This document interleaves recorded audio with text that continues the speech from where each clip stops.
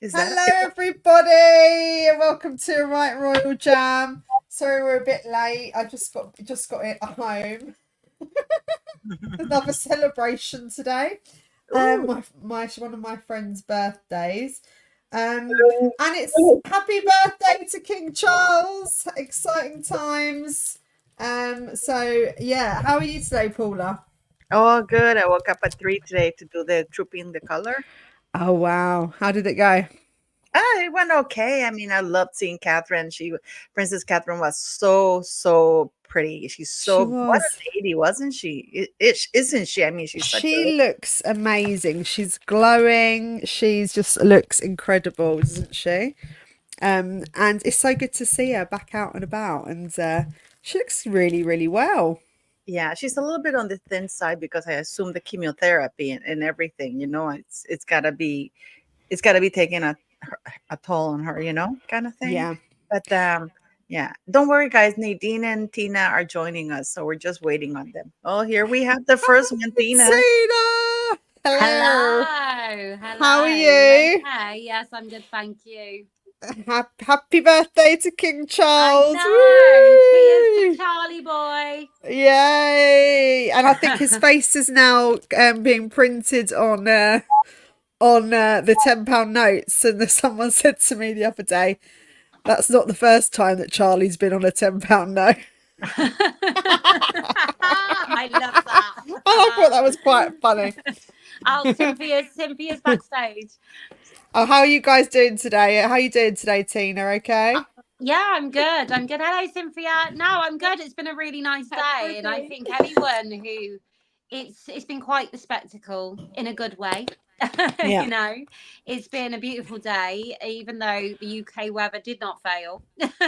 It's just been nice to see. I'm glad Catherine came out, but I hope she goes away now and don't worry, no longer worries about anything people say, and just focusing on healing and getting better because I've we got to need say, her. she looked glowing, didn't she? Mm. She looked Oh God, amazing. Her yeah, she did. outfit and the kids' outfits, like together, were just like, Yeah. like stunning. Like she's always, So, it's like a feast for the eyes visually. mm, The mhm. way she coordinates, like I'm all about color blocking. Catherine color blocks like no tomorrow, and I just adore her. We were saying earlier, weren't we, Paula, on the Royal Mess live? It was just she's just immaculate in every sense. Did you watch it today, Cynthia? I did, yeah. You have to Yeah. sort of Google around and fart around a little bit to find it, but it was just like, it was amazing. It was so And good. how are you? How are you today? We have rain. Yep. That's It's all it does raining here. here as well. It's awful. Oh, For June, brutal. it's awful, isn't it? Yeah, Oh, I know. it's And we it's had the biggest thunder and lightning going earlier. It was crazy. I ooh. thought it was gunshots. It wasn't. It was just thunder. Where I Oh, live, it could potentially be gunshots. You have to just Yeah, look out us your too. window and make sure, make sure it's not that. oh Oh, God. I Jesus. feel Yeah. yeah. Yeah. It's not great. Yeah. I want to live Mhm. on an island somewhere. That would be nice. Oh, Just don't by we an all? island. Nice sunny island. Oh, I know. So, And Paula, I see you're live with Francis. Oh yes, I was actually trying to get him, but StreamYard crashed. Oh my Everybody was God. trying to get on StreamYard because I was supposed to do a live in the morning with my members. And the StreamYard, I just kept getting the message. It's too high traffic. Try Mhm. 30 to 60 seconds. We're trying to enable, or I don't know what they do to be able to provide the space. I don't know how internet works, but they were Well, saying like that they needed to sort of arrange it for such high traffic. So literally, Catherine broke the internet today. yeah, I she was just going to did. say, we said she would. She'd break the internet when she made an appearance. And oh my God. And you Yeah. know what? It's been lovely where it's been solely focused on Catherine, William, the royal family, and none of this background crap, other than an failed attempt last night with dog biscuits. Other than that, it's been royal family. So she's selling dog biscuits now. Well, Oh no, no, she's she's not not. selling. No, she's not. She's She's just showing. sending. Just sending them like she did her jams. And Paula, I got your texts yesterday and I was at work and I had a crazy day at work, girl, I would have loved okay, to that's have hopped okay. on with you. That's okay. That's okay. But So is this the only new item that's been listed, or is there more on there? So nothing's listed. Nothing's Okay. listed. She's sending out 50 tacky jars of dog biscuits to her friends. Harry's polo buddy posted it on his Instagram to say, "Ooh, look, I got biscuits for my dog." And to be Well, honest with you, but you know why that is? Because the people that she sent it to, all of them refused. The only one that posted it is Nacho because he's Prince Harry's lover. Maybe that's Right. do you know I what though? That actually Me agree and with that comment. me and Cynthia were saying before though, this jar, yet again a failed attempt. It looks like a school project that some child had to put together a sort of business plan. And it's just like someone's jar of biscuits that they'd find somewhere to make look pretty on their kitchen side. A jar you can find 10 a penny in a dollar store, you know, there you go. And you just like, oh my God. And even the label looks like it's wrote in biro. It looks that rushed. And it's a fail every time. You know, like there's Rose Birch saying, have you seen the Piers Morgan interview with Kevin Spacey, where he discloses that Meghan was involved with Nexium, a cult in USA, where the leader is in jail for abuse? Rose, New Zealand. I haven't seen it. I've seen a snippet of Kevin Spacey breaking down, but I've not caught the whole interview. Yeah. Mm. The thing is, I don't know if he said it because that would have made the news, especially with Piers Morgan. Yeah, it would have. but, But then would it? Because Meghan's news don't make the news, as we know. That's why yes, we're they do. here. They still do, especially if Kevin Spacey saying that. And Yeah, I Piers suppose. Morgan would have not let that go. No. Yeah, true. Piers Morgan, there's no love lust between Piers Morgan and Meghan Markle. I think he would have flogged that like there's no tomorrow, you know? So no, but I mean, I just loved that. I loved how she looked. I was like, and Prince Louis, of course, didn't disappoint. Doing his thing. Princess Charlotte didn't disappoint. Also being Miss Bossy Lady. And you know how much in love Prince William is with Catherine, Princess Catherine. You know, it was such a nice thing to watch. Oh, they were really loved up today, weren't they? And you could just see she was just so happy to be back out and about and part of the experience. Absolutely. It was just, she just looked so glowing, I thought, today. And She looked really William, well. looked She is so beautiful. like William was glowing, and he's looked so, like, we've all seen he's had to do a lot of things without her, and Sophie has accompanied him on a few things to kind of, I guess, give him some company and stuff. But today was the first time I've seen him genuinely like smiling and genuinely like, okay, this is what it's supposed to be. Yes. Not me Yes. alone at events, but me with my partner, my wife. But sorry, Cynthia, carry on. No, I'm done. Go, T. No, I was just saying, like, you know, that sense of we've missed Catherine being by his side. So for him, he's, you know, this is his sidekick. They've been together for years doing this. And you've got the level of worry over her, their children. And, you know, I bet he felt like he can actually relax and be there and be present and a part of it, knowing his wife is just at the window looking down on him. And that, for him, you know, those two are just stronger than ever, you know, throughout all of this I see today. Yeah. I think there's a lot of weight off of his shoulders and her shoulders, because she seems like she's come through the worst of it. And it's that worry in the beginning of how bad it's going to be, and, you know, how they're going to get through it. Because it's a fear of the unknown more than anything, isn't it, as well?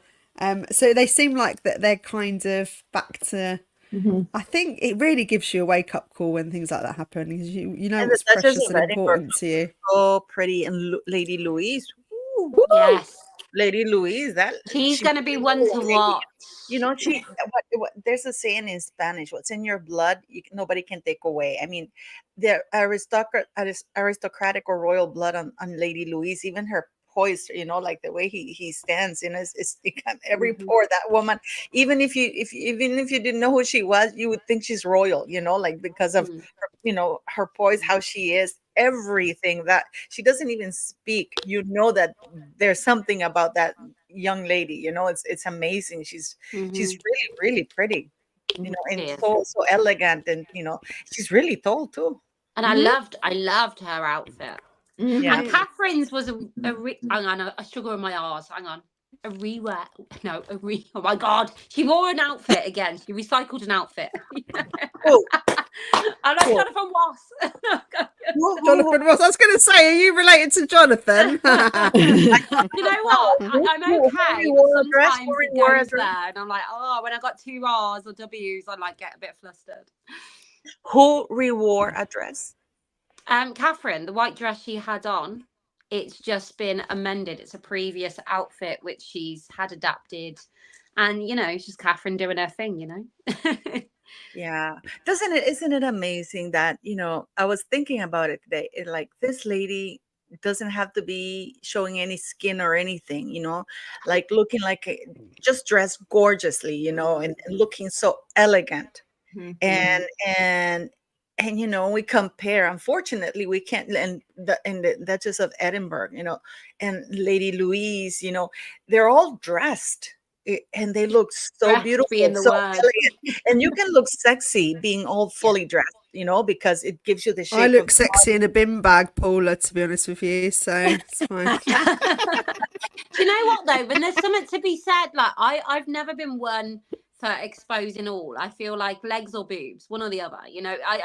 I feel like less is more when it comes to clothes. There you go. There you go. Like you said, Paula, that is more attractive, and you don't need when you need to show every part of your body. It just seeks desperation. It does, and they don't need to do that. I think it also just depends on the place that you're going and where it is. Yes. If you're a stripper, less is more.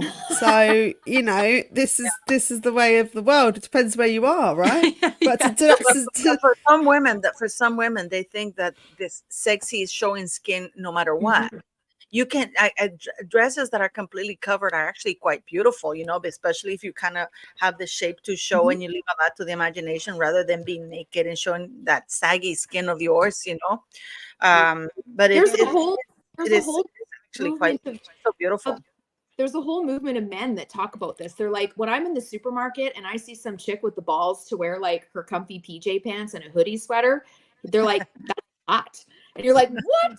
And they're like, no, that's hot. And you're like, seriously? And these are good looking guys. And they're like, yeah, no, that's hot. No, but I mean, a lady can dress elegantly and cover it up and doesn't. And it is sexier than a skank showing all the skin, all the sag, all the everything inappropriately. It's like, look how her hair was, impeccable hairstyle. Everything screamed perfection. And like I said today in the Trooping the Color, Catherine gets back at all the haters by just being perfect. She showed. That's how she smacks their teeth. She shows up looking flawless with her perfect 3 children, even the rascal little one Louis being cute and adorable, like they have personalities, and you see her sitting up in the balcony on the window negotiating with Prince Louis, that he wants to move out of the way and sit where Charlotte is sitting, and there's the negotiation ongoing of a mom, and it's but she smacks everybody, all the haters' teeth, were just looking flawless, beautiful, and coming and being on that balcony shoulder to shoulder with the King of England, being be the future Queen of England. That must, I can hear, guys, even I'm here in Nicaragua, I can hear the screams from Montecito. I can hear the TV being smashed. Because Harry watched it. Harry watched it. Of course he did. And you can just imagine her smashing the damn TV, losing her mind watching. Like, is it true, Paula, that she's pregnant? That's what she's putting out. That's what she's putting out. Okay. Those are the articles. Well, what else is left for her? I'm going to ask you, ladies. She's broke. Harry's not giving her any money. Harry's not giving her any money for her ventures. The jam guy, one of the investors who was the Rothschild man, walked out. I'm going to do a video tomorrow about that the bank refused her a loan because she doesn't have enough credit. Because you see, they don't have anything in their names. And Because did we're paying taxes so much, they don't have anything in their names. They don't have a salary. Officially, they don't have a salary. So, and they want Megan wants to take loans for this or that, like they took a loan on the house, but it's the house is owned by a company. It's not owned by them. And they had to put like $8 million there, and they have to pay like 200,000 at minimum a month at their minimum bills. She doesn't have any income coming in. Banks are not stupid, and banks know that she's not a person whose name or brand generates money. So if she were, for example, Victoria Beckham or David Beckham or anybody with a good brand, the banks would say, yeah, she's going to get these contracts, but she doesn't have any contracts to present. In fact, she has contracts that are canceled. Lemonada now is postponed this for 2025. The podcast from Spotify that they moved over to Lemonada, tanked. And like in Netflix, the shows are not there. They haven't gotten the millions. Harry got 5 million for the book, for one book. People think that he got the 20 million. I don't understand where people think, because he got a deal of 4 books for 20 million. To the point that he didn't even make enough money, profits, to donate the $1 million he pledged to Sente Vale, because he didn't make that profit. People don't understand how these contracts work. It's like there's very much a structure of you need to produce this, you get this much. This, you get this much. They haven't produced any of it. Spotify, same thing. What was that? A $22 million contract, Paula? She did one 12-episode season. She did not get $22 million because they were like, not even close. And what they don't understand is that sometimes these companies will front you some money for production costs, but if you don't make that money back, you have to pay back the difference. Yes, it's exactly. A loan. It's not a gift. It's a loan. Yeah. This is what people think, and there's nothing more coward than $1. And you also have to take into consideration, see somebody in the chat say, oh no, she's pregnant again. First of all, just because she claims she's pregnant, it doesn't mean she really is pregnant, because we know that she can come up with a miscarriage, or she can use another surrogate for the child. So this is just, but what else is there left for her to do? No director wants to work with her. No, she's not being hired. And the problem that she has is that she thinks, for example, we talked about this, I think, that the chef for the show that Netflix wanted her to use, he got fed up and walked out because she was telling him how to cook. And then it's like, you are a nobody. And chefs are temperamental to begin with. And then she refused to do their when they do the promotion because it's beneath her. So the problem that she has is that she wants to be hired as an 8 Ultra Plus A-lister with 8 Ultra Plus directors, but she is an Ultra D-list actress with Ultra D-list lack of talent. But she thinks that, for example, Suits, she wasn't asked for Suits, but even if she had been asked, she still thinks it's beneath her. So she refused to do the promo with the chef. The chef said, I've had enough. You're a nobody. Oh, you're a nobody. I'm out of here. Yeah. Well, didn't she release? So they're saying here in the paper that she released her new batch of jam and dog biscuits as Prince Harry's Polo Pal Nacho shows them off just hours before King and Kate's Trooping of the Colour moment. So we kind of predicted that this would happen. That whenever they're doing something, they will want to. That it's like they'll come out with a brand or something that they're doing at the same time. And it was almost predictable. We all said this was going to happen, didn't we? Well, and lo and behold, it's gone ahead. We didn't think she would, because he thought, she's going to keep quiet. I said, there's no way this woman's going to keep quiet. There's no way. And look at this. It happened as soon as Princess Catherine advertised that she was going to be at the Trooping the Color. So she rushed to have that done, because this is such a pudge job. How can you go from being a D-list actress, bagging the most eligible, a bachelor of the most prestigious royal family in the world, to hawking dog biscuits and raspberry jam, which looked like a 4-year-old wrap. What is the new batch of jam? Is it a different? But I don't understand why he says a batch of jam, because in the picture he goes one of two. So she only did two. Yeah. I mean, it's just such a shame. It's so transparent what she's doing. You know, it would be really healthy if she just didn't do it on the same days as anything that Harry and Princess Catherine are doing. Not Harry, sorry, Prince William and Princess Catherine are doing. She wants to use the PR. She wants to use the publicity. That's why because she wants that competing thing, because everybody's going to expect. This is what everybody was saying. We're wondering what she's going to do, right? Because she always does that, you know, so, and that gives her visibility and people look for what she's going to put out, you know, either whether we mock it or not. But I mean, where is she going to get she hasn't gotten the FDA approval to produce anything. And like the people in Montecito said, if she's going to call herself, call her brand Riviera Orchard, she better be sourcing from Montecito, because, you know, that's why the farmer, the head of the union of the farmers in Montecito said, we don't know what she's doing, because she sure as hell is not sourcing from Montecito, from the farmers here. She hasn't secured any places to produce this thing, unless she's making it in China like her coffee, you know. And so they don't know what she's doing, because she's not hiring anybody around the area. So, and they said that either she's outsourcing from Chile and some other place instead of outsourcing from the local area, which would make them very angry, because the whole point of all the products that have like the American Riviera Orchard, this is why you have American Riviera Bank or everything, is because it indicates high quality and from that local place, you know. So, and it's interesting. I like this comment from Leah. Megan is a jammy dodger. That's a good one. I like that. This pap walk, and we've talked about this before, she does the pap walks every time something's going on with Catherine. And this pap walk is not working for her because Catherine broke the internet. She broke it. Literally broke it.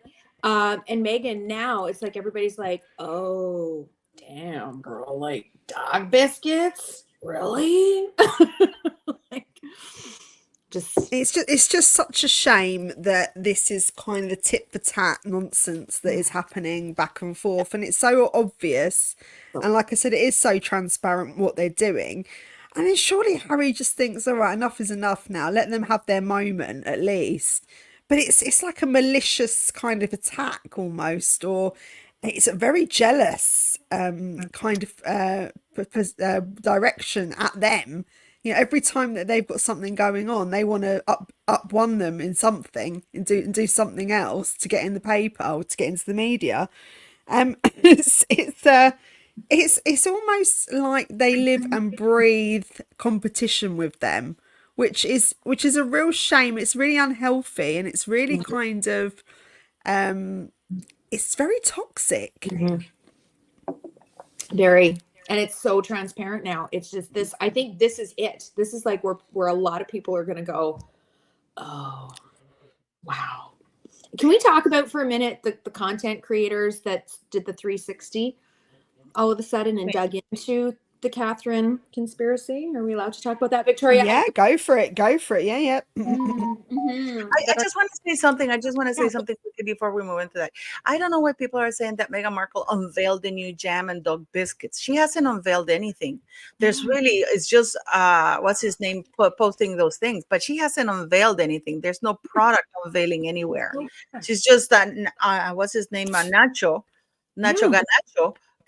Posted a dog thing with that, which doesn't even have a label or anything. She hasn't unveiled anything. But it's the timing, isn't it? Because she's obviously asked him to do that, and it happens to be the same day again. He's a wanker for doing that too. He's an idiot for doing that too, because she did it in a hurry after Catherine announced that she was going to be part of the Trooping the Colors, so she didn't have much time to do anything else. Because look, when this thing was posted, it was posted within an hour of Catherine literally saying that she was going to attend the Trooping the Color. But she hasn't unveiled anything, nothing. It's just a desperate bid to dip in, isn't it? And just hang off and get in the headlines, because she knows it will. Sorry, I had to go. Real life kicked in. Daughter's having a meltdown. I was like, oh my God. Oh, I love it. Justine, this is my channel. There you go. That's what it's called, is this one here. And does everyone like my tiara? Yes, thank you. Yay! My friend Kira bought this for me, and she said I'm a Oh, queen, so she sent it to me, and I thought, why not wear it today? ah, lovely. Because it is the Yeah, King's the birthday. king's birthday after all. Yeah. So I should go walk down Brixton High Street like this. I wonder what would happen to me. Go to the local pub. Do it. But me and Paula was saying, actually, King Charles and Catherine being exposed to the elements in the way they were today, it just goes to show their dedication, because when they're so poorly and their immune system's so low, and to be out there in the rain and the cold, it was just like, wow, Yeah. I mean, it is so pathetic. And I got to tell you, because, for example, the jam says 2 of 2. So she only made 2 jams. You know what I mean? It was. And I mean, it is such an embarrassing thing. She hasn't unveiled anything. I don't know. And you know what? I wish people would. This is the thing that bothers me with the press. Okay, that Yeah. they don't. Oh, for example, they would say, "Oh, Meghan Markle was an A-list Hollywood actress," and I remember when they said that, and I remember when Harry started dating her, they aggrandized her. Mhm. And I was looking, A-list Hollywood. I know I'm old, guys, but I'm like, but she's You're not not that old, Paula. young, and I'm okay with it. But she's only 12 years younger than me, Yeah. So I'm thinking should know who she is, especially as the newspapers say, she's an A-list Hollywood star. Oh, Harry married this A-lister, A-list Hollywood star, and I was looking all over the place. And you know that for the longest time, I thought I had the wrong person, because all I could come up with was some show called Suits, and to my surprise was filmed in Toronto, my city.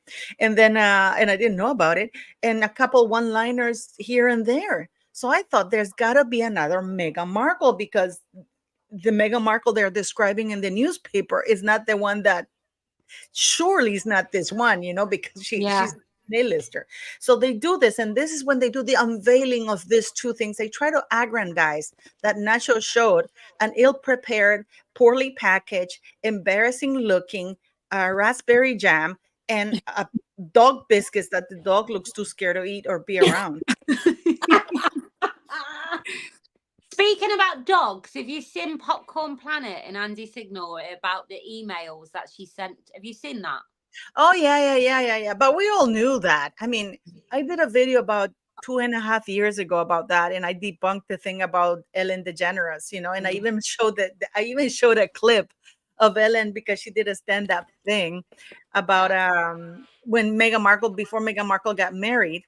And I found that clip, and I said, I put it in my video, and it said, like, I don't even know who she is. She says that I told her to get a dog, and yet she didn't invite me to the wedding. So and Ellen DeGeneres did. I don't even remember her. So I did a whole video about that, because they don't remember anything of her that way. And I said, there's nobody said that. Nobody said that. And I showed a conversation with one of the workers back then who was there, and he said that that's not the way it happened, and he talked about the emails. That's an old story. The problem is that the people forget so quickly about those stories, But like I obviously I've never dug deep. I just speak and I come out speaking about how I felt and about this family. But to listen to the actual email be read in the lows, in the name dropping she will try, and it's all sparkled with Megan's mechanisms of, in me and Trevor been together 9 years, and just trying to literally dive in and steal that dog from someone else this dog shelter's already placed it with. And it's just Megan, and it's everyone it suits of and they all bring their dogs to work, and you just know in the way she is that she needed a dog too, like everyone else it suits, that you hear that in the email, and it's trying to mirror image everyone it suits and having her own little dog, and it's just crazy. But the thing is, though, she didn't. If she wanted a dog, she could have bought a puppy. But she wanted a dog from that rescue, because Yes. that's where the A-lister Hollywood people Yeah. got the dog from. So she could use that story because you can see the manipulation. It's too bad. I'm going to try to find that video that I did about 3 years ago. That was one of my first videos. Yeah. It's like you can hear the manipulation in her, because you can see her that she needed to get a dog from that rescue place so she could, invent that story that Ellen DeGeneres had told her to do that.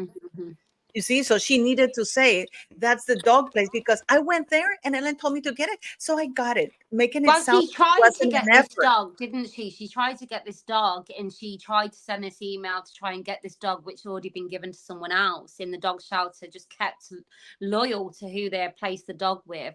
And then she went and she had to get the dog's brother. But she had already been to this dog shelter a couple of times and seen this dog. But it weren't until this dog was placed with someone else she wanted to throw her weight around and use the I'm a celebrity and my husband's this, and doing the big I am to throw her weight behind it. And as soon as she met Harry, they ditched the dog and she couldn't bring it to the UK. And it's just like, yeah, okay, this is Meghan Markle. This is what she does. That's Louise saying it's called playing the game. It reminded me what the maid said, that she heard Meghan Markle tell Harry that's how the game is played, and I'm like, and she was referring to going to Uvalde. And the next interview, I'm going to post the interview this week. I sent the stuff that Ron needed, so he's going to be making it. But in that I mean, it's like, that she got on a plane 72 hours after the shooting. I don't even think the bodies had been really properly arranged or anything like that. People were still in serious mourning. And whatever you guys know that I'm hard on Harry, but after talking to them, you're going to hear that You're hot on Harry or hard on Harry? Say that again. I am hard on Harry. But that I after think you secretly like a bit of Harry, don't you, Paul? Oh my God. I'm not attracted to gingers, guys. I'm sorry. But that after, I'm hard on him. I don't really like him. But after I talked to the maid, you're gonna hear in the interview, she said that that Meghan came all hot and bothered. He was leaving the house because, like the maid said, they always came and went separately, right? So, but he was about to leave when she came in all hot and bothered, and she's like, "We got to go to Texas," and he's like, "To do what?" And then when she explained to him what it was about, he goes, "Absolutely not. We are not going." And she just like, "Yes, we are. This is great for our image. And we got to get going." And then she accused him of being cold, like his family. And then he said, "Absolutely, no." Like, and he was trying to say, "Listen, people died, children died. It just happened, and they're just trying to get their wits about them. So we can't go there right now." And she just started insulting him and shouting vulgarities at him, and "I have to do everything for us," and blah. And he said, "I'm not going." And she's And this was from the maid from the interview. and I gotta tell you, I'm gonna tell you some sort of time frame. The maid was there around April, May, June, July, a lot of months when Meghan Markle was heavily pregnant. The last months, Meghan Markle was heavily pregnant, or she claims to be heavily pregnant. And you're going to be shocked what she says about that, because I went hard on her that, and she even got mad at me because she said, "Why are you asking me to say that she was pregnant? I'm not going to say it just because you want me to say it, because I'm not a liar. And if all the craziness of this woman ever comes to light, and my name ever shows up somewhere, and they know that I work for her and that I lied and said that I saw her pregnant just because you want me to say she's pregnant, everybody's going to call me a liar, because I wasn't the only one working in that household." Which is true, So I'm not like, "No, I don't want you to tell me that she was pregnant," but I just can't believe it, because, and I mean, wait till you hear that interview. It's really interesting because, she said that she watched the interview later on, like the Netflix thing, to see what it was about when she found out that what they were doing, and she was shocked what she saw. I was shocked at what I heard, and I'm like, and I believe her. We're trying to get her on Sean Atwood's channel to do a live, but we have to make sure that her voice is completely altered, because her voice is very recognizable. How does she feel about the first one? Is she, She was was really she? upset. She was really Yeah. upset. She contacted me, right?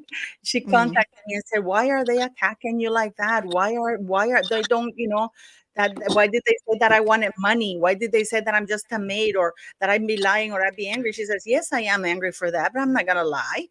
and yes, I signed an NDA, which is why I don't want to say who I am, because apparently that's a revolving door of employees. And she was like, I understand that from other people who are not part of your community, but your own community. So now, and she goes, now you understand why I don't want to come and say who I am. Because if your own are doing that, can you imagine what they would do to me? She was really offended by what some idiot YouTuber said. Oh, she would have asked for money. And she said to me, Meghan Markle asked for money just going out the door. That woman doesn't do anything for free. She's the cheapest, most miserable woman alive. She would charge them for sugar. So they started bringing their own sugar to make their coffee at the place. They brought their own toilet paper.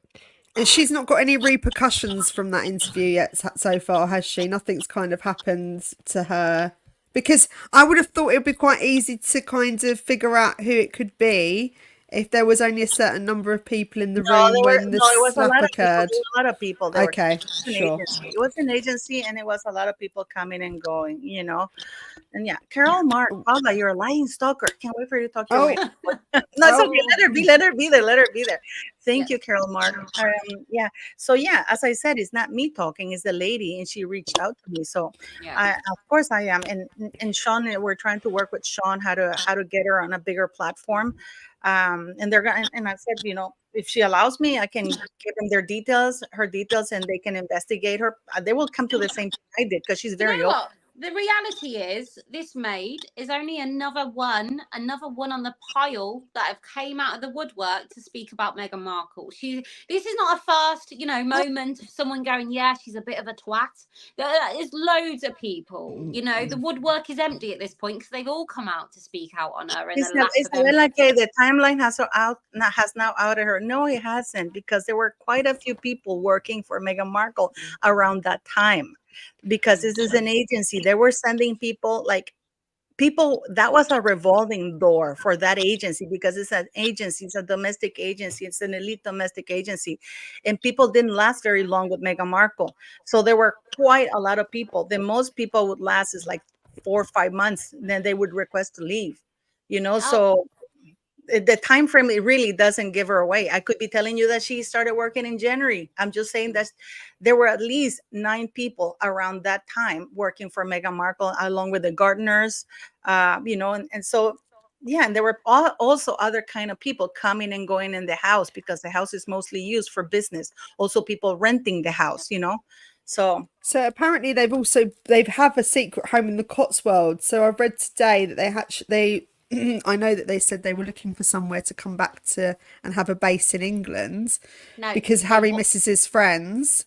But they don't want to buy their own place, though, do they? They want the royal family to give them a place. I've read that they've got somewhere in the Cotswolds. They did have. Well, they had Soho House. Soho House had a branch in the Cotswold, don't they? And they were paying like $33,000 a night before they got engaged. They got married, or after their wedding, they went and spent like 2 or 3 days there, and they were spoiled. $33,000 a night. It's like part of the Soho thing, right by Victoria Beckham's house in the Cotswold. It's like a very elite thing in the Cotswold.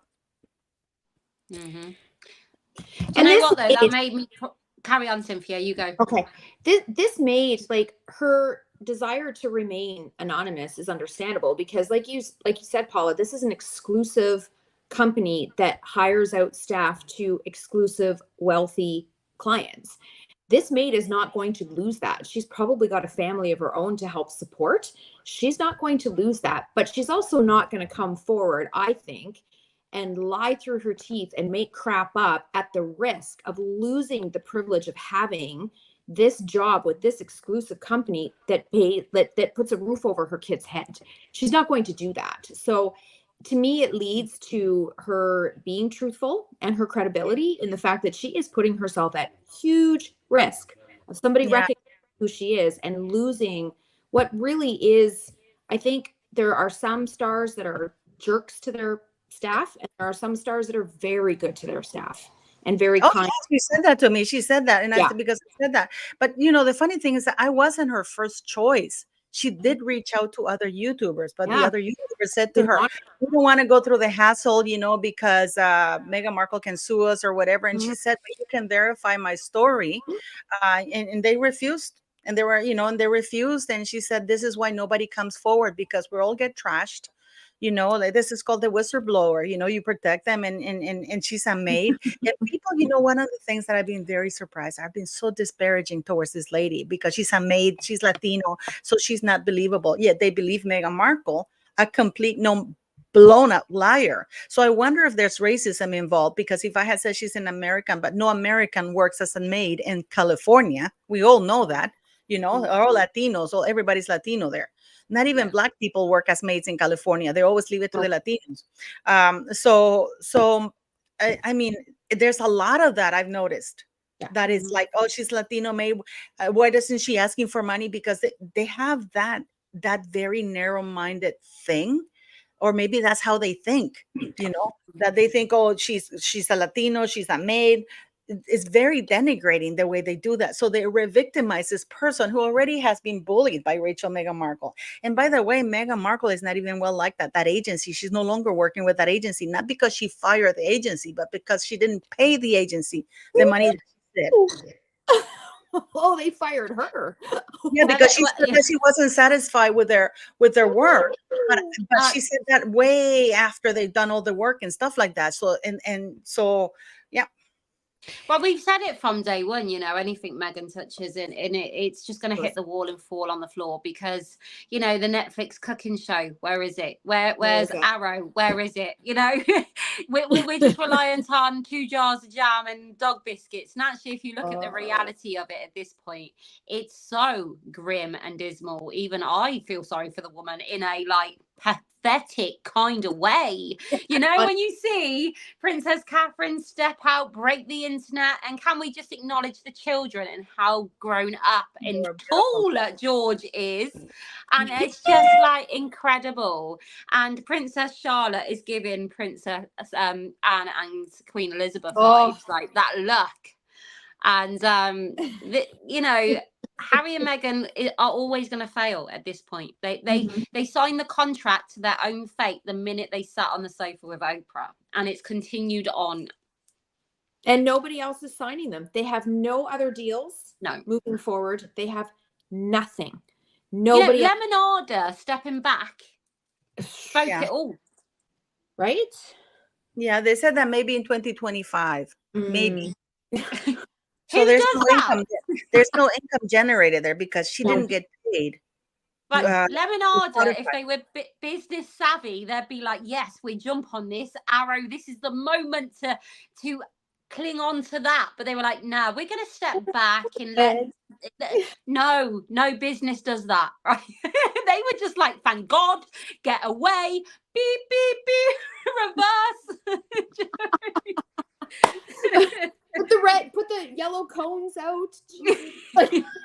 Step away from the damage. But it is something, you know, it is something that is so shady when you know how when you think the kind of damage that one person, and the damage that Meghan is allowed to make, because that's the correct word. Meghan herself doesn't have any power. You and I know this, Tina. And everybody here, I think, in this chat knows it. There are people who could put a stop to this at once, but they're not. They're allowing her to continue, and she will continue. I mean, things, as I've been saying in my channel for almost 4 years now, a bully, an abusive person never de-escalates, always escalates, or always pushing their boundaries to see how much further they can impose on you, how much further they can hurt you, how much more they can get away with. Now they know they can get away with royal tours in Nigeria, and even get, you know, like the world press reporting very positively on it. Oh, what the royal family's missing, blah, blah, blah, blah. Not one statement from the monarchy saying, you know, these people have nothing to do with us. Not even a little letters patent saying, you know, Harry can only use his royal titles for official royal engagements, and that's it. That would be the end of it. Because I think King Charles has sent a warning out to Harry. This is what we discussed last Monday, Tina. I think he has put his foot down with regards to the way he's talking, because there is talk of this second book coming out. There's talk of more tours. And it's kind of it's this blasphemy that he comes out with, and he's basically sent a warning shot to Harry saying, you know, you need to stop now. And I've always thought that it's about timing for them, stripping them of their titles, because of them both having cancer. I think they're waiting on the right time to take that away from them when things are on a better track for them health wise, because otherwise it's a lot of stress because you don't know the backlash to that. You know what, Victoria? I think I've had enough of people saying the backlash. At this point in time, people will breathe a sigh of relief, because even Anderson Cooper asked Harry, "Why are you still using the titles if you don't like them?" I mean, this is a very legitimate question. And the problem is that Harry and Meghan have said it so loud, so many times, how much they hate the monarchy, that they're colonialists, that the monarchy is saying you can't use the titles unless it's for royal official engagements.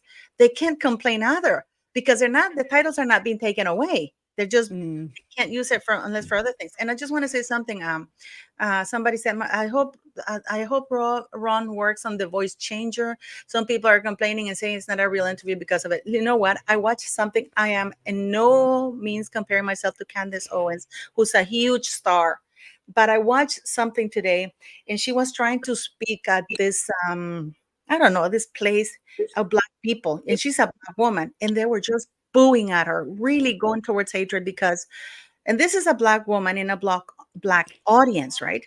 And they were just booing her because they didn't want to hear what she had to say, until one of the guys in the panel said, "You know what, you guys better shut the F up, because whether you like it or not, what she's saying is true. If you don't like the person who's telling you the message, that's a different story if you don't like the person, but it doesn't take away from the fact that she's saying something real." So if you come to my channel, guys, that's fine. I put myself out there. I put this lady out there. She put herself out there. Some people will believe it. The haters will not believe it, or the haters will destroy it. That's fine, because I don't know if they didn't have the balls to do it themselves.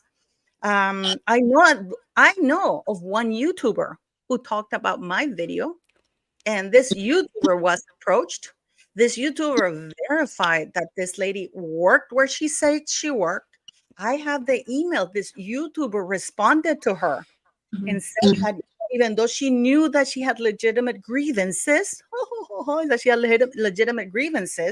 and that she sounded very legitimate, that she had reviewed, that her credentials had been reviewed, that she just didn't want to bother with that, because she didn't want to. What was the word that I have to look at the email that she sent me, that she didn't want to stir the pot, So, and this is a very well-known YouTuber.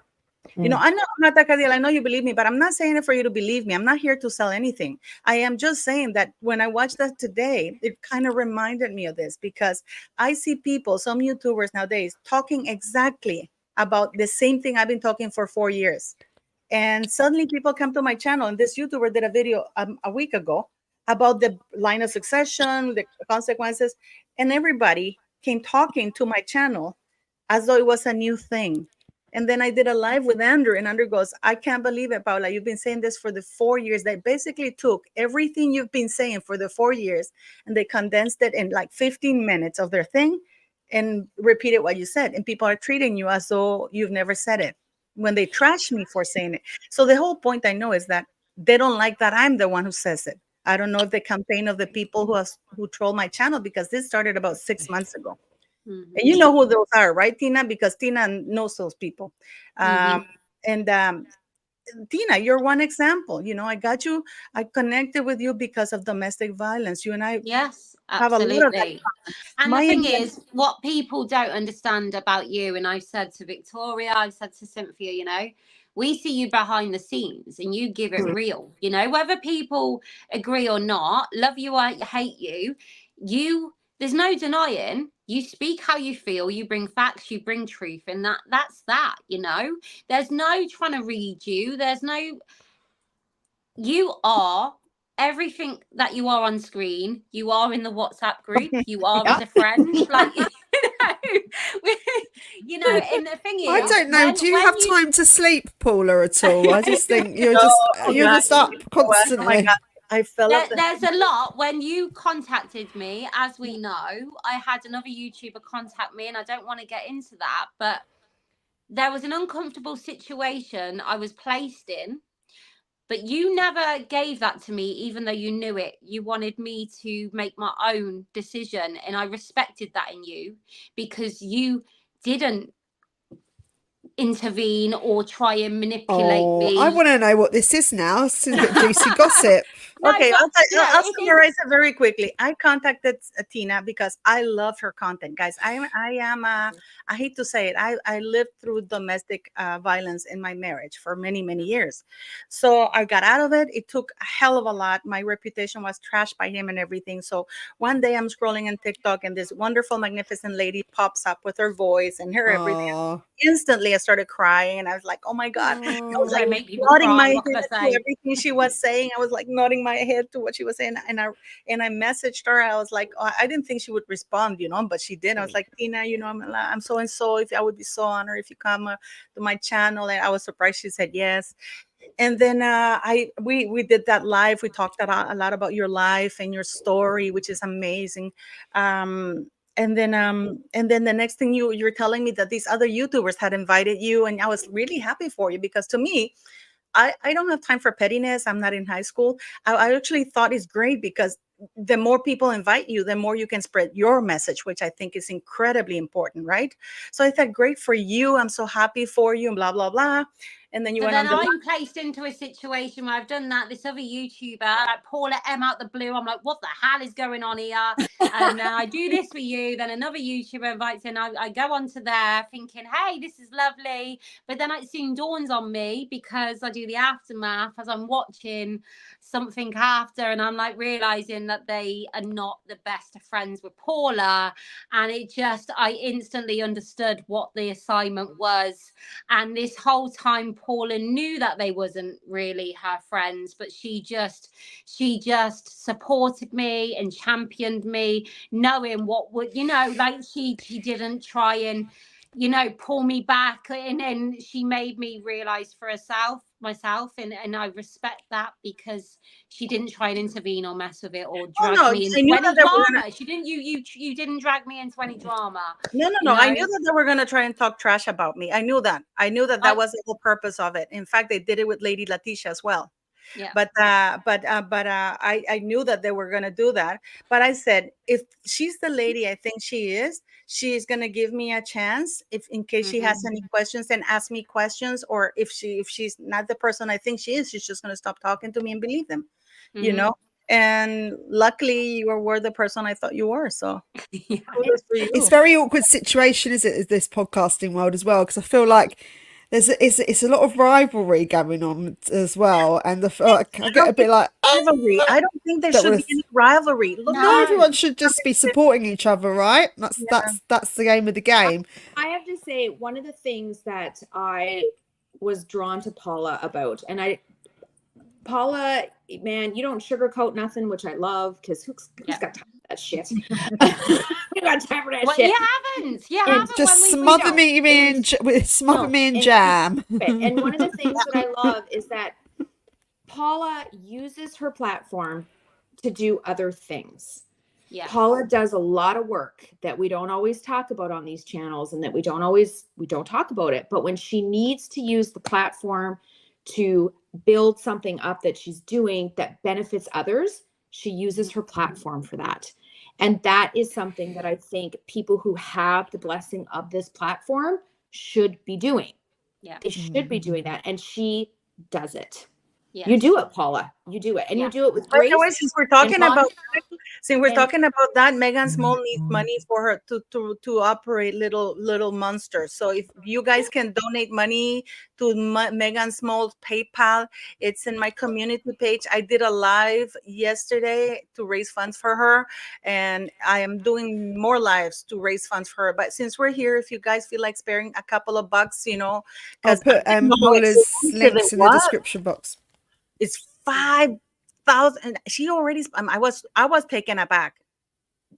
It's a lot. Yeah, $2,000 for X-rays, and she's a single mom with a little kid, and like 2,000. Cynthia said, $2,000 for X-rays, and to have determined that little monster, his knee completely came out. I mean, it's. Yeah, and then Having an animal is expensive if you haven't got insurance, and a lot of the time the insurance doesn't cover it either.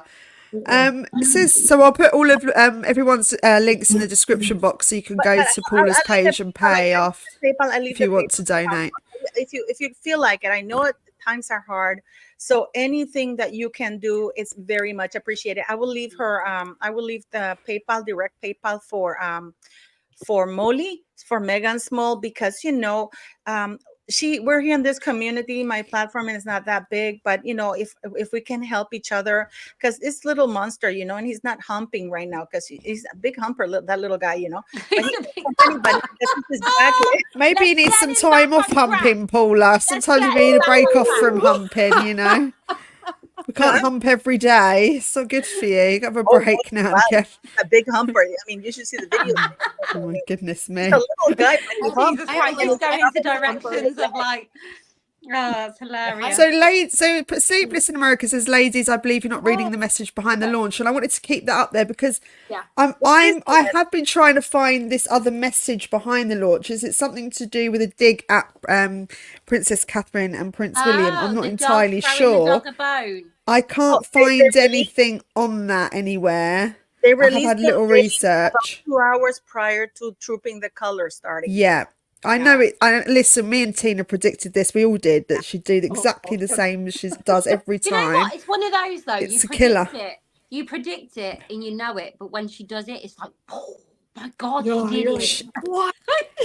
Well, it still shocks you that someone's that. Oh my God! Well, I can't even find the word. I am slightly concerned. I do think she's borderline sociopath. I mean, there has to be something not quite right there to be not self-aware at all. It is worrying. You have to kind of start questioning. I sent you the link to the PayPal account for Megan Smalls. If you can post it. You're a doll.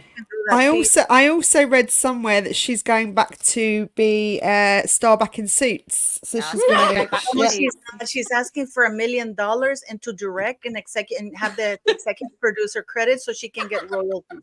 Well, I see you next Tuesday. I'm sorry, but I've got to say it. Tina, you naughty girl. But she is. Like, it's like we want to say, Megan, we can all see you, what you are, what you do. Sadly, no one likes you. It's not because of your race. It's because of the way you hold yourself, the way you've isolated and segregated, the way you just carry on with a smile on your face and gaslight the world like it's okay. Like there's so many reasons. It's actions and behavior. And I have a theory. I have a theory why nobody's shutting her down. I think everybody wants to watch her fall flat on her face on the cement and go into the cement. Everybody's sitting back going, why do I got to tarnish my reputation and take her down with the knowledge that I have? She's going to take her own ass down and face down in the But cement. this one's nothing to do with her. They already started recording. So, and she's not welcome. Don't you remember what's it that Gina Torres said? We don't have her number. We don't have her number. They don't have her number. The one thing I will guarantee you, the Suits cast have got a WhatsApp group which titled some sort of vulgar words about Meghan Markle, where they all just mock her because that we all have workplaces. It happens. It's happening. We all know that. I know WhatsApp.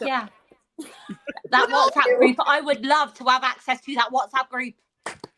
Love it. To which WhatsApp group? Oh, the Suits one that they've got about Meghan Markle. Oh, yes. Can you imagine? I can just imagine that bitch.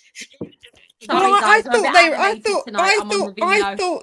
thought they all liked Meghan when the Netflix, which they were all that crazy Patrick Adams. He was like insane at the beginning. Do you remember, Cynthia, that skanky tweet he posted about the Queen at the very beginning when he said, "How dare you, Meghan Markle is this great? You all hate her. The monarchy should be brought down," or something like. And I'm like, bitch. Bitch. Am I hearing correctly? I remember I tweeted, I posted, and I said, "You are a short wiener loser. You should be focusing on your wife." Wiener. I haven't heard wiener in a while. That's a good one. You know what? You see like Boozy like biting at the bit. Boozy on Twitter is biting at the bit to try and prove Yeah. that AI and stuff. I can't even believe, Oh. you know, it's like flat earthers. Sorry if there's flat earthers in the chat. To a new level, because like some of the shit I'm actually reading, and someone said before, can we speak about the YouTubers that are now backtracking because they've seen a family complete on the screen in front of us? We've seen But it can on I TikTok, just haven't say, we, Sophia? we got fed. So me and Jen got fed some information by a certain somebody very, very close to Catherine and Saying what? Prince William, and so we believed the information we got, and the information was quite scandalous. And we did actually do a podcast on it on Sean's channel, and I felt really bad afterwards because I just took it as word. I thought it was gospel. I didn't think anything of it because I would never in my wildest dreams have done that live if I'd have known the truth. Well, you know why I did that And live? I was very upset Did that about the information that we received because it was so far fetched and it was nothing to do with what was And going you on know at what? You know all. why I went on that live? Because I told, and even you can ask Ron and Jen. This is why they said we're going to listen to Paula next time, because I said you guys are walking into a minefield. The person Yeah, who fed you that information wants you yeah, guys to look ridiculous yeah. because she And sees this yeah. person sees that you're competing against her channel and you guys are growing big, and you by you posting this thing is not true. It is not true. That is not true, guys. And I Yeah. went there to be the voice of reason, kind of said to be the opposite thing, because and I mean, you saw Ron and Jen were like, no, this person is as close as it's really reliable. I think we both know who it is. We all know who it is. And I'm very disappointed with it, to be honest with you. I was really angry because I felt like I'd been trapped into it. Was like an entrapment kind of thing. And to be fair, it's not. You don't know any different until the next thing comes out. And But I did know that it was a lie because I knew who it was coming from. I knew it was a lie, and I knew this person does that to make other YouTubers look bad because this person only wants to be the one to have all the inside info. And then this person, especially Sean, who has a huge channel, and I said this is entrapment, and I know because it's been done to me by one former YouTuber, somebody I used to help as a YouTuber who's not stalks me everywhere. And so I said, this is not true. But he said, no, we got to go, Paula. You know how they are because they really believe this person. It's not it's not Ron's fault or Jen's fault. No. No. This You would have person trusted that person because they were within their mix of friends. And we all know who it was. But it's a really sad state of affairs when a so-called friend will come out with such nonsense, and that is what upset me more. I think that why it's so far-fetched. It's just a made-up scenario. Two things that were made gonna up. say what it was. They were saying that Princess Catherine was doing that cotton diet, which is eating cotton to and therefore you lead to and stomach. putting in orange juice. And that was I remember that live so well. I was at work in the day, and the message come through that this was the story, and I come home and I was like, do I go on? And I was watching, and I heard what they had to say. And oh my God, if I could explain the anxiety of coming on that live, because I knew I was going to go against what everyone was saying. I was against it. If you listen to it, I was completely against it. And for me to step out and be like, no, I disagree, especially like with Sean and Jen and everything, and you, and like when I've been given this opportunity, but I just could not. And I was like, this is all crap. We just thought it was such a reliable source. The source. You guys, I was the one sounding crazy because you guys didn't want to believe me. I said that this is a lie. This person is lying. This is why I went. And if you listen to that live, I went against it the entire live. I wish it would have come on, so it would have been two of us, Tina. I did come on at the end. I come on at the end and just said, and I was just like, no, this is all old news. It's all rumors. There's nothing new here, kind of. But to do that for me was like the biggest. Oh my God! But I had to sort of stand true with who I was and what I believed. However, that was a long time ago, and I think the royal mess sort of compensated. We come out and we took accountability on the Friday live, didn't we? Yeah. But what we're saying up until like only only a week ago, we had lots of YouTubers coming out and doing the whole theories for likes and some, and it was just like balmy. And it's like, you wait till she comes out, because she will come out, and there's did she people come out? Of course she did. And there's people like me that are on TikTok, like, but that's the main area. And I have never spoken out against any of that crap, and I refuse to. And I stand, you know, hashtag I stand with Catherine. And there are there are some TikTokers that like did a little 360 because they're like, ooh, I could get likes and I could get more followers and I could do this and I could do that. And I'm like, ew, gross. No, you don't. Because this lady is going to come out, and she came out and broke the freaking internet. And Which those we of knew us, she would. woo, and those of us that have genuinely hashtag I stand with Catherine all this time are like sitting back now going, I think from that day forwards, I've been very careful now, and like it's made me rethink a lot of things and how to proceed with information that I get, because to be fair, I never want to embellish or make up a story. That's not what we're here for. No, you know, Victoria, you're going to be called out as a liar if you do that, and that's not what we want as people, and that's certainly not how I want to conduct myself. So from now on, whatever information I get, I will be double checking it. Do you know what? And I think as well, I think people take for granted this platform they've got in actually the responsibility to place, you know, truth in essence. And that's why Paula always double checks, and we know she goes through the mill to verify her sources. But there are so many people I've seen in the past week which have caused, in doing that, in turning 360, they've caused like a sugar hub within their comments, attacking their loyal followers to begin with.